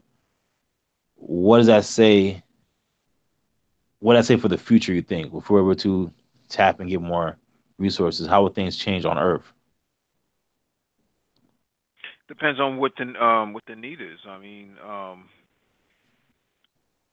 we have one of the main resources that are very necessary is lithium. For Mm, your batteries and your phones and your electric vehicles. So that's very hard to mine, and it's very few places that do have it. And the places that do have it, the difficulty to retrieve it is just that much. It makes it that much more expensive and complex. So what I would say is that if you can, let's say you can they found an asteroid that had infinite amount, or not an infinite amount, but a large portion of lithium on board. That's a game changer because now you're talking about monopolizing a single asteroid for your own personal use. mm, That becomes complicated now because you may need to share that asteroid. If you're a strong nation state, you may use your military resources to go take that from somebody. That can cause mm, a lot of conflict. You need to be able to defend that. So, me personally, I just think that the ability to we're in the early phases of space mining at this point. We're in the phase of mining where computing was in the 80s when you had word processors, right? They weren't full computers. They were just things that they were like a step up from a typewriter. They were a word processor. They had this monochrome screen where it had a green back LCD where you typed in whatever you were going to type in, and then it printed out what you wanted. It wasn't a full internet connected computer. So right now you're just in the research phase, and I foresee that this research phase is going to go on for maybe another 10 to 20 years. mm, Phase one. Well, it depends. It depends. If Africa gets into the game, it's a vibrant, population. So if they're able to get into the game, they'll bring a lot of brain power to a lot of these difficult subjects, life support, artificial gravity, whatever it happens to be, and that could really boost, or I should say, cut down on the time it takes for a lot of this research. Well, what I'm thinking here is that the time to delivery, right? So how how much is it going to cost for you to send one vehicle up just to go look for a potential asteroid that has potential resources? See, that becomes the question now, because how much is that going to cost? If it costs, I think the United States something like $88 million to actually no, not the United States. I think it might have been the European Space Agency. I think they spent like $88 million trying to land a satellite on on an asteroid about a year or so ago, and that mission failed. So now whatever you know whatever resources that you were using before um, to get up there, it has to work. The first time out, it has to work. It has to be right. So you can't afford to just throw out $100 million and then have it fail on you. That's a very taxing experience. And let me ask you a question, man. Let's say they have a mission, right? NASA does a mission, like I guess for a mission like that. Do they like release like the data on that, like what exactly happened? Like, could you find that stuff? Yeah, we actually did a one of our first hangouts. I think we had actually covered what happened with that asteroid and that landing mission. Hmm. And I think they have released all the imagery and things like that, all the data points and stuff like that on their European Space Agency website. I know myself had covered it. I think that was Russia landing probes to Venus. No, no, this is the European Space Agency's probe on the asteroid that had failed. The batteries ran out of energy because it didn't land correctly. It had these harpoons that shoot down to harness itself onto the asteroid, and the harpoons did not shoot correctly. So what happened with the probe is it came down wrong. The solar panels weren't tilted in the right direction, so the batteries on the probe actually ran out, um, Hmm. and stopped communicating. So, and whatever it did broadcast out, the ESA was actually able to archive a lot of those images and whatnot. So Hmm. a failed mission like that can be very, very taxing on a small, country in Africa, like no, anti gravity was referring to. You have a lot of brain power that can do all the research on the ground, but what happens when you actually have to put things into execution? It has Hmm. to be right 100% of the time. You cannot fail that. But that's the thing. I think you're assuming it's going to be expensive in the future. I'm guessing if a lot of these other things start happening, for example, this mini space elevator, uh, ends up being viable, then that really decreases the cost of putting satellites and spaceships and even people into space. Hmm. Well, you're counting 30 to 35 years at a time, right? So, but I'm counting now, between now and 20 years. Now, I'm saying now in the next 10 years, between now and the next 10 years, it's strictly Oh, research on okay. the ground, Right, right. mapping out all your asteroids, what the possibilities are, and things of that nature. And then you can get into the next phase of actually doing the deployment. And then your next phase would be your phase three would be actually landing and actually capturing this potential asteroid. I think we covered an article last week. I know myself on Luxembourg.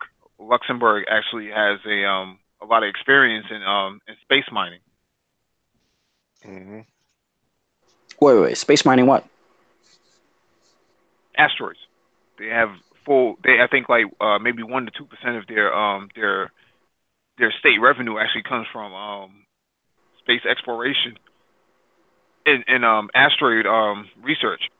So they're like the leaders in actually mining of asteroids. So They have all the necessary equipment. They have all the research done down to a T. Well, where's this article? I don't remember this one. I'll If you email could it to send you. that later, I want to take a look at that. That's some next level shit, man. Yeah, and they're betting the farm on space exploration and asteroid mining. So um, that's why we started. That's why I wanted to start these hangouts because that's where everybody's going. One in every three startups will be a space startup, and then that what Luxembourg is doing is exactly what most, if not all, African nations should be doing.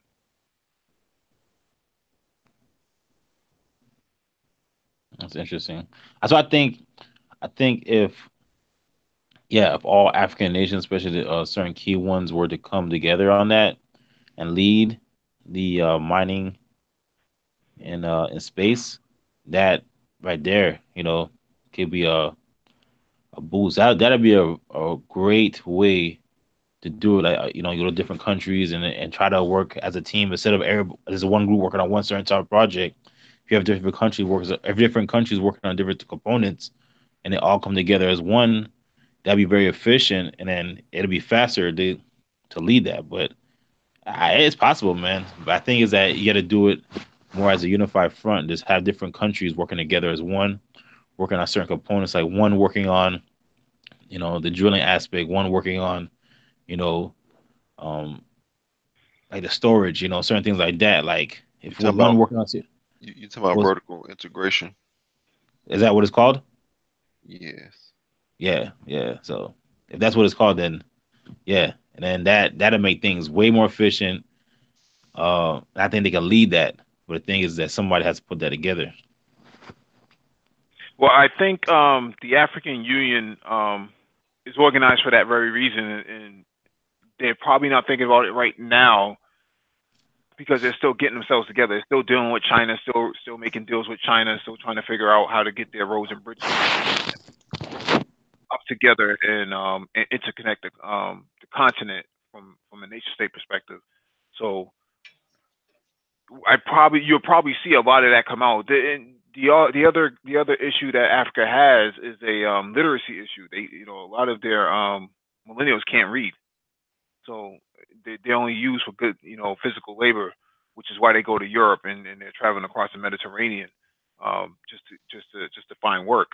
So there's an issue with literacy, but when you take African Americans into consideration or Black people in America into consideration, there's a higher literacy rate um, than what you see in most sections of the continent. So it would behoove us to actually lead that operation um, doing the cost analysis on the most basic ways of actually getting up there in the first place, and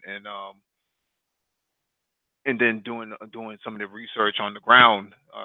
Using some of these whether it's Ghana or Kenya or something like that, using satellite observatories to actually do your research out of. I'm pretty sure that there's grants. I know the United States does a lot of grants for this type of stuff, and I'm pretty sure that you'd be able to do something out in Africa as well because even China put up a new spaceport inside. I want to say it's in Argentina. I think it's in Argentina. They have a spaceport just in Argentina alone where they do their launches from.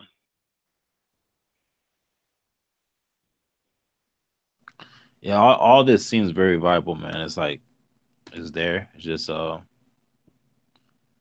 just got to mastermind it, pretty much. Well, I think Lionel also covered something before where a hobby rocket where this guy had like a 10-foot, 12-foot rocket or something like that he had launched. And this is a hobby. This is supposed to be a hobby based rocket that Hmm. he had launched up there, and it actually worked. So Yeah, they were testing it out in the desert. right, Mhm. they used a pickup truck to actually pull it. So Let me ask you a question. Like, okay, a guy does something like that, right? Do some Once they show it works. Like, do like NASA approach them or certain companies approach them? Like, hey, let's do something together? Or is that usually how it works? Because you know, like how does that work? Like they build it, right? So it's like, okay, do they get approached by certain investors sometimes? Not necessarily because it's hobby grade, right? So it's nothing that anybody else couldn't go to a public library and actually figure out for themselves. Okay. A lot of those blueprints are actually available in your library or at your museum of science.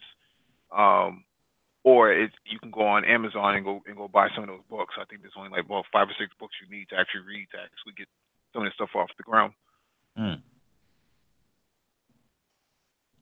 So it's not that difficult, just doing the work, pretty much. Absolutely, and that's why we have these hangouts so that we can keep digging and digging and digging until we figure out how to make this work for ourselves. That's what's up. I know. Do you have anything you want to add? No, no, no. Yeah, I'm actually online. I looked up the Argentina, Chinese and Argentina space or the base or the I guess a landing port. That's why not landing port. Yes. Yeah. So yeah, man, it doesn't look that it's pretty like pretty simple. It doesn't look too sophisticated. It's just doesn't look that complex. Just looking at it. Hmm. Yeah, and what I have been thinking about from day one was basically using weather balloons for your lift capabilities, right? So you don't need an actual rocket to actually get something out into space. You can actually use a weather balloon to, if it's big enough. I think we covered this on our first hangout. Was using the red bull technique when that guy Felix jumped out, from space, um, Mm. and did that world class jump. I don't know if you've ever seen that before, Jack, but it's an impressive piece of piece of daredeviling. So Yeah, he's like while he sponsored by jumped like out, I'm trying. he was like sponsored by like Red Bull or something like that, right? He was wearing like a that's what it was, right? Yes. Yeah, he had a spacesuit and he jumped out. So what was it? That was a weather balloon? Yeah, yeah, it was. Oh, I didn't know that. Okay. Yeah, Dang, he was pretty that so I didn't know he can get that high up. Like yeah. he was pretty much like in space. Like that was You get pretty high He's up on in the edge. space. mm. You can only go so high to a point where the balloon will pop. So it makes sense just like, 'cause let's say you get that high up, right? And then you use like I think I heard you said that I did before Mike about magnets and you able to use a magnet to shoot you Like, out. That's like so efficient, man. And use it costs that's very cost efficient if you think about it. And reusable. yeah, electromagnets, Mm, electromagnets. So you would actually jolt something up. It would have to be light enough, but if you can make the materials light enough, like carbon fiber, or hemp, or even some kind of hemp-based material, then you can actually get something up there pretty significantly quick, um, with vertical takeoff on propellers. mm. Mm-hmm. Yeah, man. Um, any more questions? We can go to the next article. All right. Let's get to the second to last article on our docket tonight.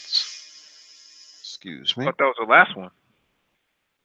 We got a nice one for the last one. It's just a little show. All right. This one comes from space.com. NASA's first Orion spaceship to carry astronauts is a step closer to reality. Written by Doris Ellen Salazar on September 6th. Technicians recently completed construction of a lightweight capsule made to carry astronauts back to the moon. The capsule, also known as a pressure vessel, is part of NASA's Orion Exploration Mission 2, or EM2. NASA plans to send crewed missions in the 2020s to the moon in the spacecraft. The Orion multi-purpose crew vehicle is built to take them there. EM2 will be the second test flight of Orion with NASA's Space Launch System rocket and the first test flight with a crew. Technicians welded 7 large aluminum alloy pieces together over the last 7 months to produce the capsule. According to the recent statement from Lockheed Martin, the contractor building the vessel for NASA. Lockheed Martin has historically had a large presence in aerospace, from the earliest transcontinental flights to current NASA satellite and spacecraft missions. The company also manufactures weapons, and according to its website, the majority of Lockheed Martin's business is with the U.S. Department of Defense and other U.S. federal government agencies. The vessel, according to the contractor's statement, is designed to transport a crew safely through the deep space beyond near Earth orbit. On August 24th, the EM2 capsule arrived at Kennedy Space Center in Cape Canaveral, Florida.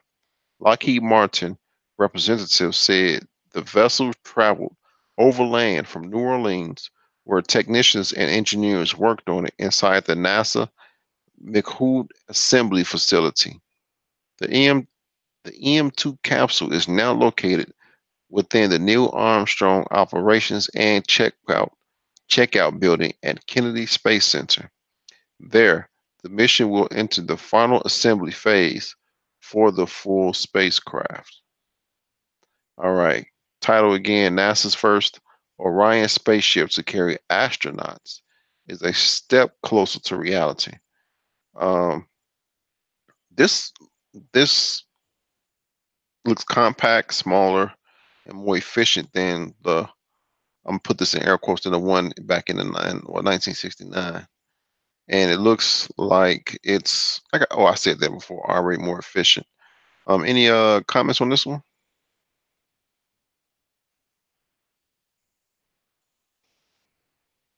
Am I still on? Nah, I'm still here. So how do you think it'll make things more efficient? No, I'm saying it looks more efficient. It looks more streamlined compared to the Okay. first one. I don't know too much about the first one. What was it? How do you think it's different from the first one as far as making it more No, streamlined? Like, the one in 1969. okay. Yeah. All right. You have to do more research on. I'm not. I gotta do more research on that. Mm-hmm. Any comments on this, Mike?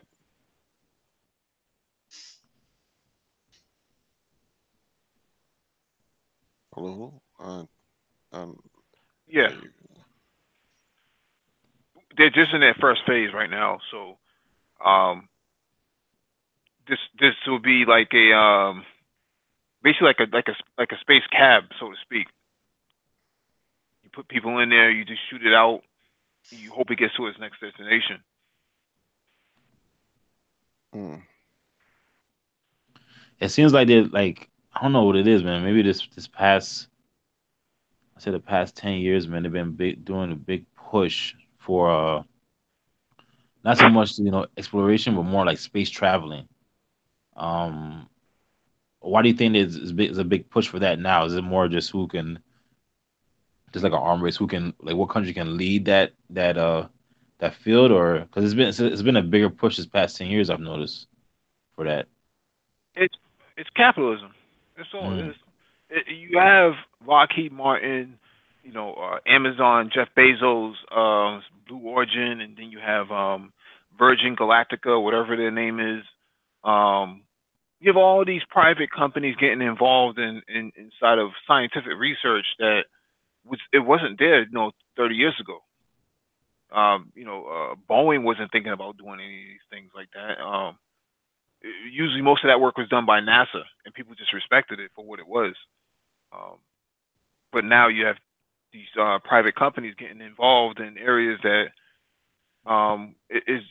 it's more about how much money they make off of it rather than how much research and development can be done to advance humanity.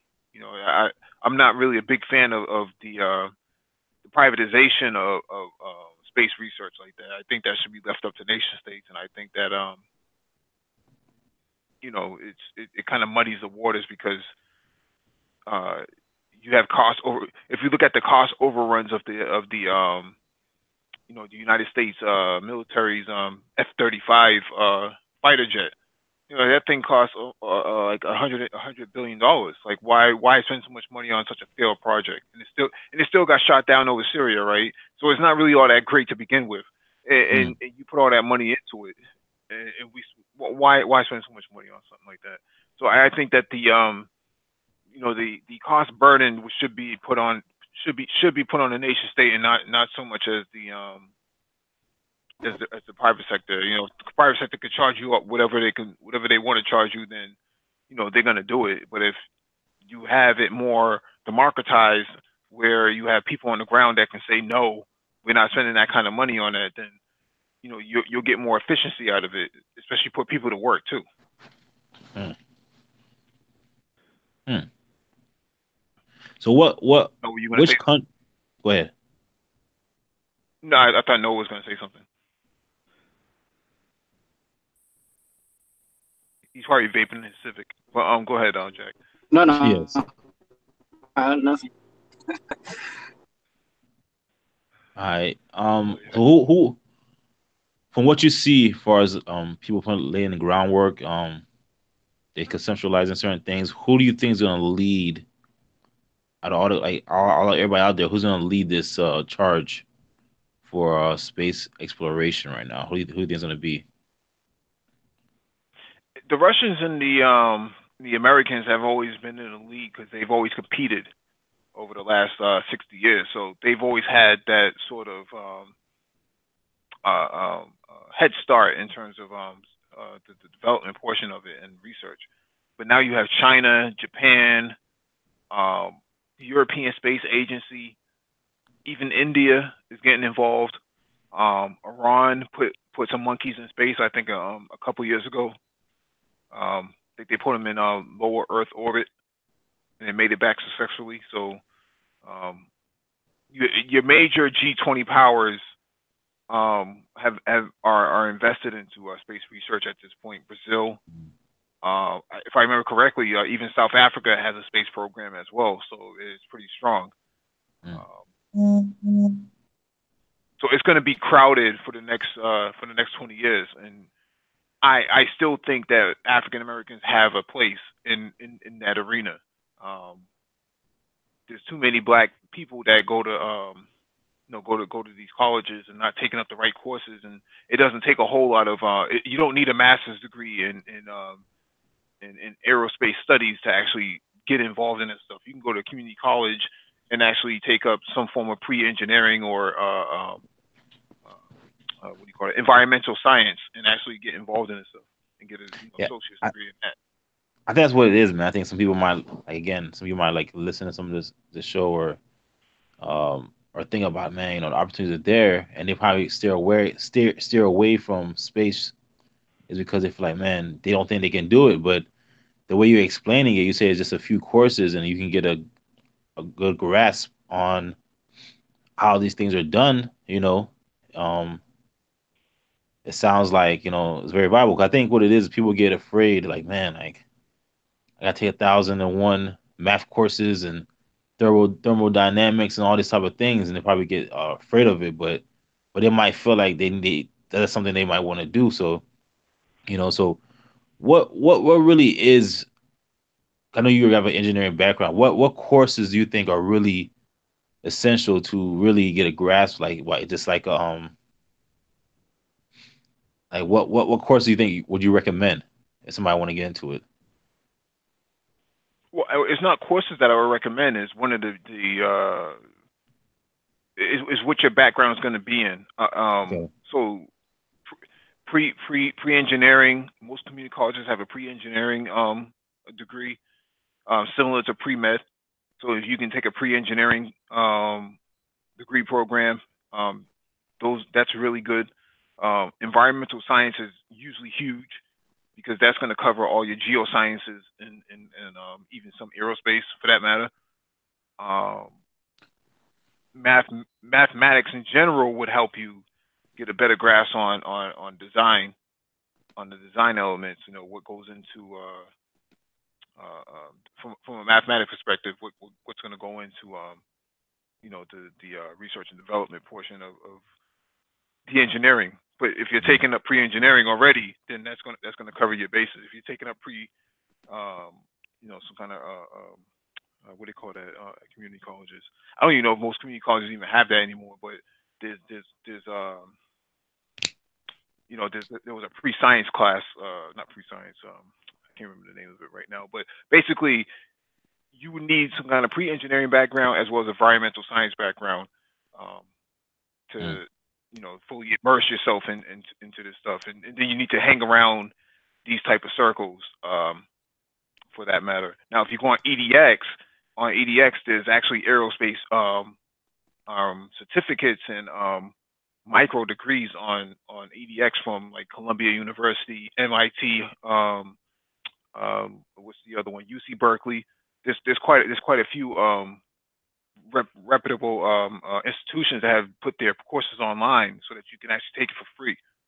Mm. Sound like a great start there. I think like again, like there's Yeah.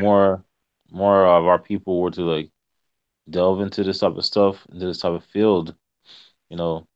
I think it might be just there's not enough people into it, but if more people were to delve themselves into it, get the kids into it, that would definitely, um, maybe I could create something there. But again, it's good Well, that that's you gave people the starting point where they need to go. the National Society of Black Engineers, NSBE, actually has a whole entire program that covers this. So if you Mm, enroll in NSBE, you'll see that there's actually I think they had one this week. No, that was for Exxon. So basically, they have all these uh,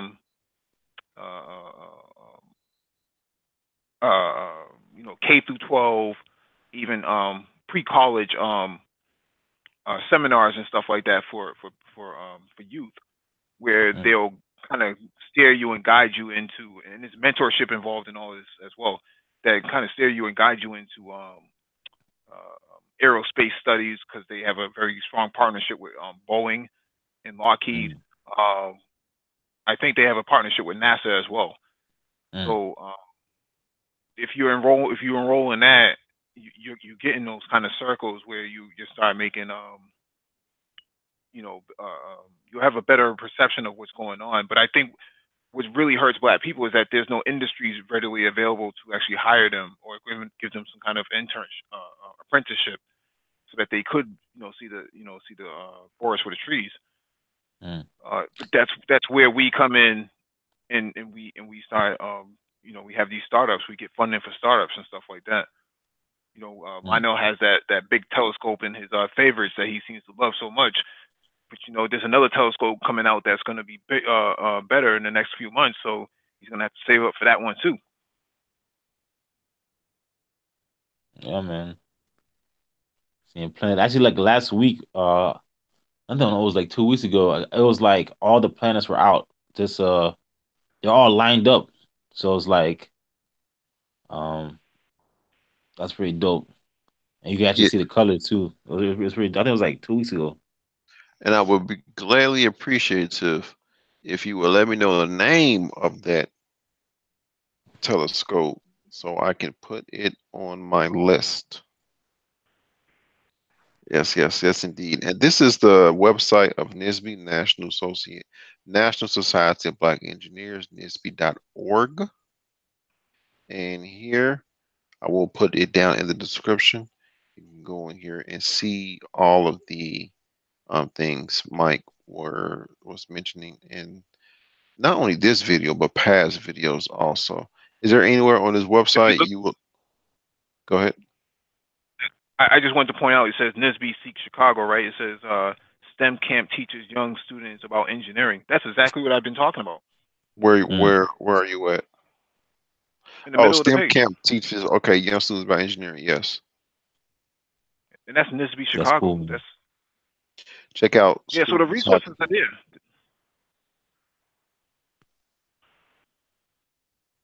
Go ahead, Lionel. Just got to take advantage of it. It said, check out students having fun as they learn about STEM at NSBE Seek campaign in Chicago. So, like I said, people, I will be putting this link down in the description so you can click on it and see what we are speaking about and what Mike is speaking about NSBE, National Society of Black Engineers. So, You could actually drop it in the chat as well.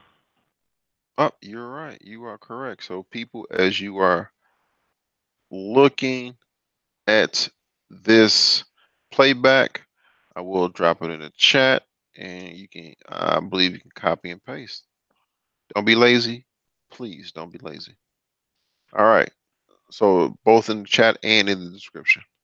So, let's go on to our last topic on the docket. This one's just for show.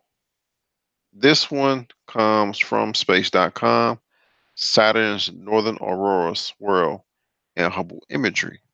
So Saturn's version of the aurora borealis, as seen from the Hubble Space Telescope, it looks pretty big. It looks pretty huge in Saturn's north pole. It's pretty cool. I wonder how that would look. I don't want to say the surface of Saturn because it's debatable if Saturn has a surface, but I wonder how that will look below the clouds of Saturn if you can survive it. It looks pretty cool. And that was our last topic on the docket. Yeah, what they need to do is they need to get some kind of probe that can actually pierce right into the atmosphere and see what exactly is going on. There has to be a way for a probe to penetrate this the atmosphere, give back some information, and then and die off before it, dump that information onto another satellite before it dies off. Hmm. Yeah. How big do you think that is? That then that's like How big size? What the in relation to Earth. That's a bigger planet, right? Like yeah, what, 30 times bigger than Earth? 30 times yeah, bigger? Mm, yeah. Saturn is a jovial planet, which is the planets on the outer other side of the asteroid belt. mm, Um, the surface of Saturn is 83 times the area of Earth. yeah. So, let me hold on and look it up. The blah, blah, blah, blah, blah, type. Okay, the volume is 764 times the volume of Earth. In other words, you could fit 764 planets the size of Earth into Saturn. So obviously that Boris on top is probably like 2 times the size of Earth. Then, Nah, way more than that. mm, It gotta be. Yeah, I don't know how specifically, but it gotta be maybe 50. I would say 50. damn. Yeah. The size of these planets are huge, and then the size of our sun to these planets is even more mind blowing. Mm. Yeah. Yeah. Yeah, and Did you ever see and that their, video? their moon. What's that, Mike? Oh, go ahead, Mike.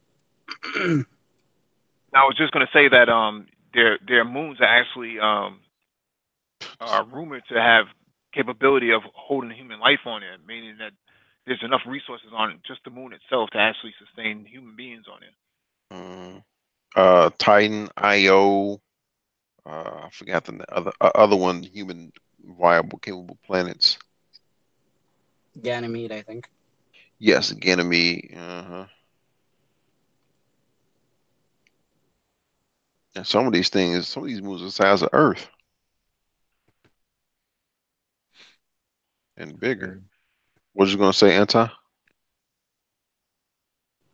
Yeah, I don't know if you guys saw this video where it's comparing the Earth to the other planets like Jupiter and Saturn, and then Yeah, I Saturn saw to it. the Sun.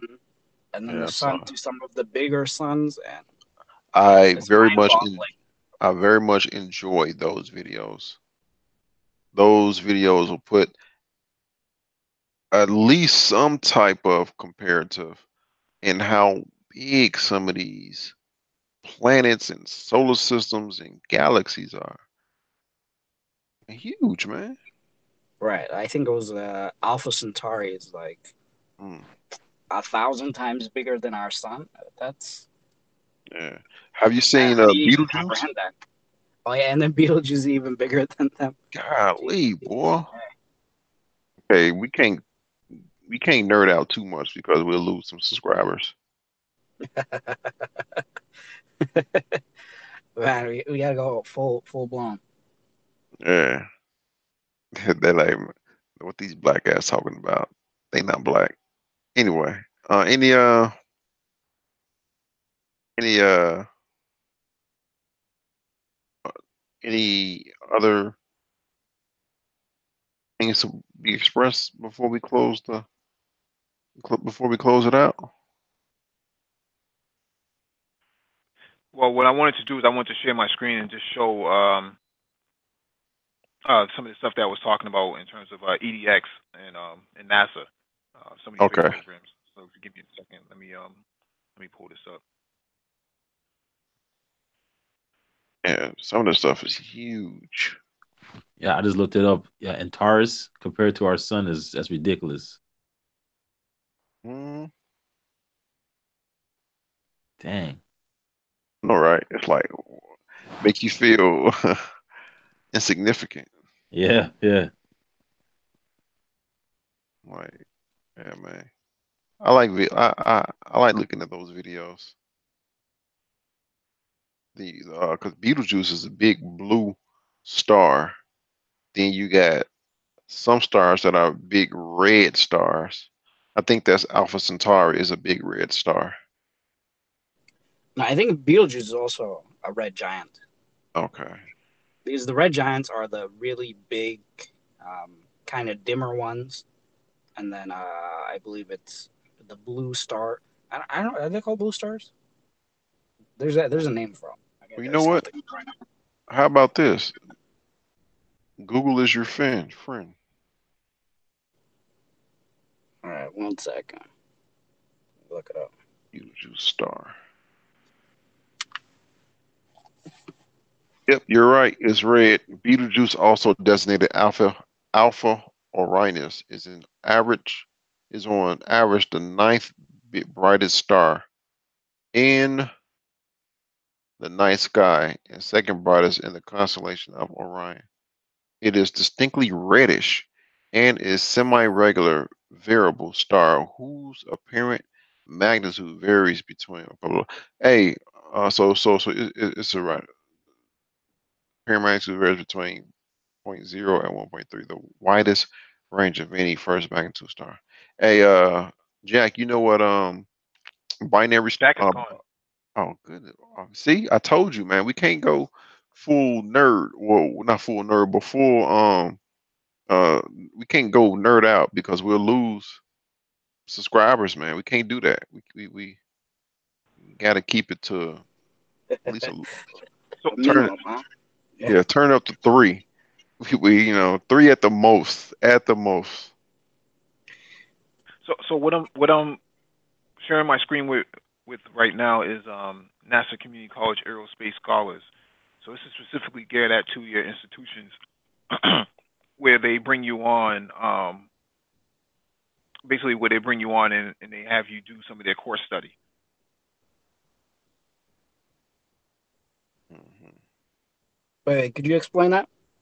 So does that mean that NASA is the one who formulated these courses and curriculum and then gave it to community colleges, or community college students are No, studying no, at NASA? no.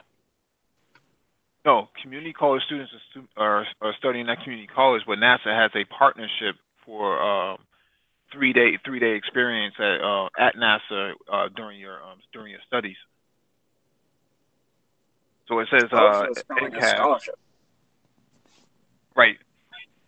It's a scholar program. It's a scholar program, gives community college STEM students an authentic NASA experience and encourages them to finish a 2-year degree or transfer to a 4-year university to pursue a NASA-related field or career. NASA consists, or NCAS consists of a 5-week online course followed by a 4-day engineering design workshop at the NASA Center. Workshop takes place in spring and fall semesters of each year. So to me, that's amazing. I mean, you get in that you get that NASA experience and you get to put it on your resume, and more than likely you're going to Yep. be revolving around any of these private these private partners that work with NASA as well, like Boeing and Lockheed and UTC and the rest of these outfits. So um, these are opportunities that are easily are already created, but you should take advantage of if you're involved in those areas. And I saw a list of community colleges on their website that they actually recognize. So if I could pull up one of the student projects.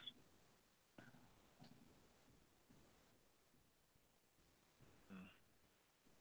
Outstanding people. Yeah.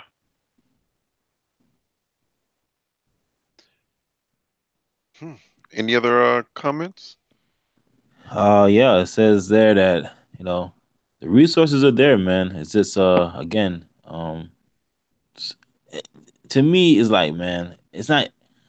I look about the amount of work. It's just a time wise. It's like it's not even that much work, man. Just put it work in. If you guys really interested in it, just put the work in and just do it because it's there, and then you do it, and that might change your life. You know. Hmm. So yeah, not even your life. It Yeah, might I have change your one more. kids and your future kids' life. You know. I say, Mike. You have to get Yeah, you have to get them prepared now because you're thinking about not 2019. You're thinking about 2030 when they turn 18, 20 years Yeah. old and they need to find a career path. This is how you shape out their career path. Mm. I just wanted to show one more for EDX. Shoot. Um, Lay it on us, brother. right, so there are a list of programs such as this MIT one that you're seeing right here, engineering the space shuttle, um, conquest of space. Um, was the other one I was looking at?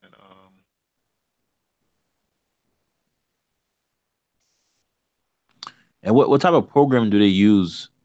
It's more like C plus plus, right? What do you mean? When it comes to their software for well the communication devices in space, what type of programmer do they use?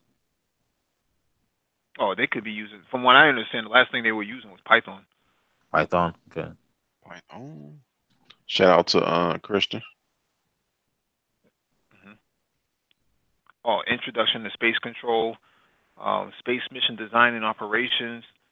These are all self-paced too. These are not like you have to get on it right now.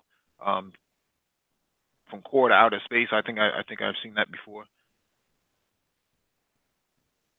Mm. Blockchain, Oh yeah. What was that blockchain again? the blockchain Oh, fundamentals. okay. Yeah. I'm already in that one. Hmm. But yeah, um, there's about 78 programs related to that introduction to space engineering from MIT again. Yeah, that's a good. That's something nice to have on your resume, man. Let's have a certificate from MIT is that's and it's so cheap because usually, let's say certain certifications, even down here in like South Florida, like FAU, like $1,000, 1,500. So it's like you talking about. I know it's just cheaper than that on EDX, so it's like you're saving money. EDX is free. You just Yeah, got to pay for the certificate, and that's not you much know, either. yeah. So it's like they kind That's of less than the giving PS. it to you on a just like how like again you said like how China was trying to they gave you the boots, the lace up the boots for you and all that stuff like that. It's like they're trying to do the same thing for people here. It's just got to put the work in. Oh yeah, because people were too worried about Kaepernick and Serena Williams, things like that. They're not worried Hey, Uh, hey, hey, wait a minute. That's not a shot fired. That's one of them Russian supersonic missiles fired. That's funny. about that. S-400. Yeah, yeah. Oh, yes. That's a good one. That's a good one. Good segue. Good segue. But with that said, people, thank you all for listening to another beautiful show of Space and Technology. Even though we have a little turnout, I'm pretty sure in the future, as this catch on, people will come on and listen to the live shows and the back shows. But with the S400 segue, don't forget to tune in Wednesday, same time. We have our geopolitical hangout. I guarantee you, almost guarantee you, as you listen to our geopolitical hangout, you'll learn more and more and more each time you listen. You just have to be there. So, with that said, any other comments before we close the show out? Put that. Can you put that link? Put that link in the chat. Which one? The EDX link. Okay, let me Oh, yeah. I'll Let me just let put. me drop that in there. Okay, all right. So you can find the link both. We will stick the link to edx.org. Remember, the courses are free. You just have to pay for the certificate, the certification. And the cherry on top of that is the certification, the ticket, the paper isn't that expensive. Just forgo one pair of Jordans or one bag of weave, and you can have something that you can eat off of for the rest of your life. Hmm. Well, So, one Louis Vuitton belt. yes, one Louis Vuitton bag, color less. So the link is down in the description. Go to edx.org. Excuse me, the link will be in not only in the description but also in the chat. You can click on it and learn. Hopefully you'll click on it. So with that said, thank you for tuning in to Space and Technology Monday. Don't forget to tune in Wednesday. We have our geopolitical show Wednesday. And on Friday, we have our outstanding Friday economics Friday. So with that said, talk to y'all later.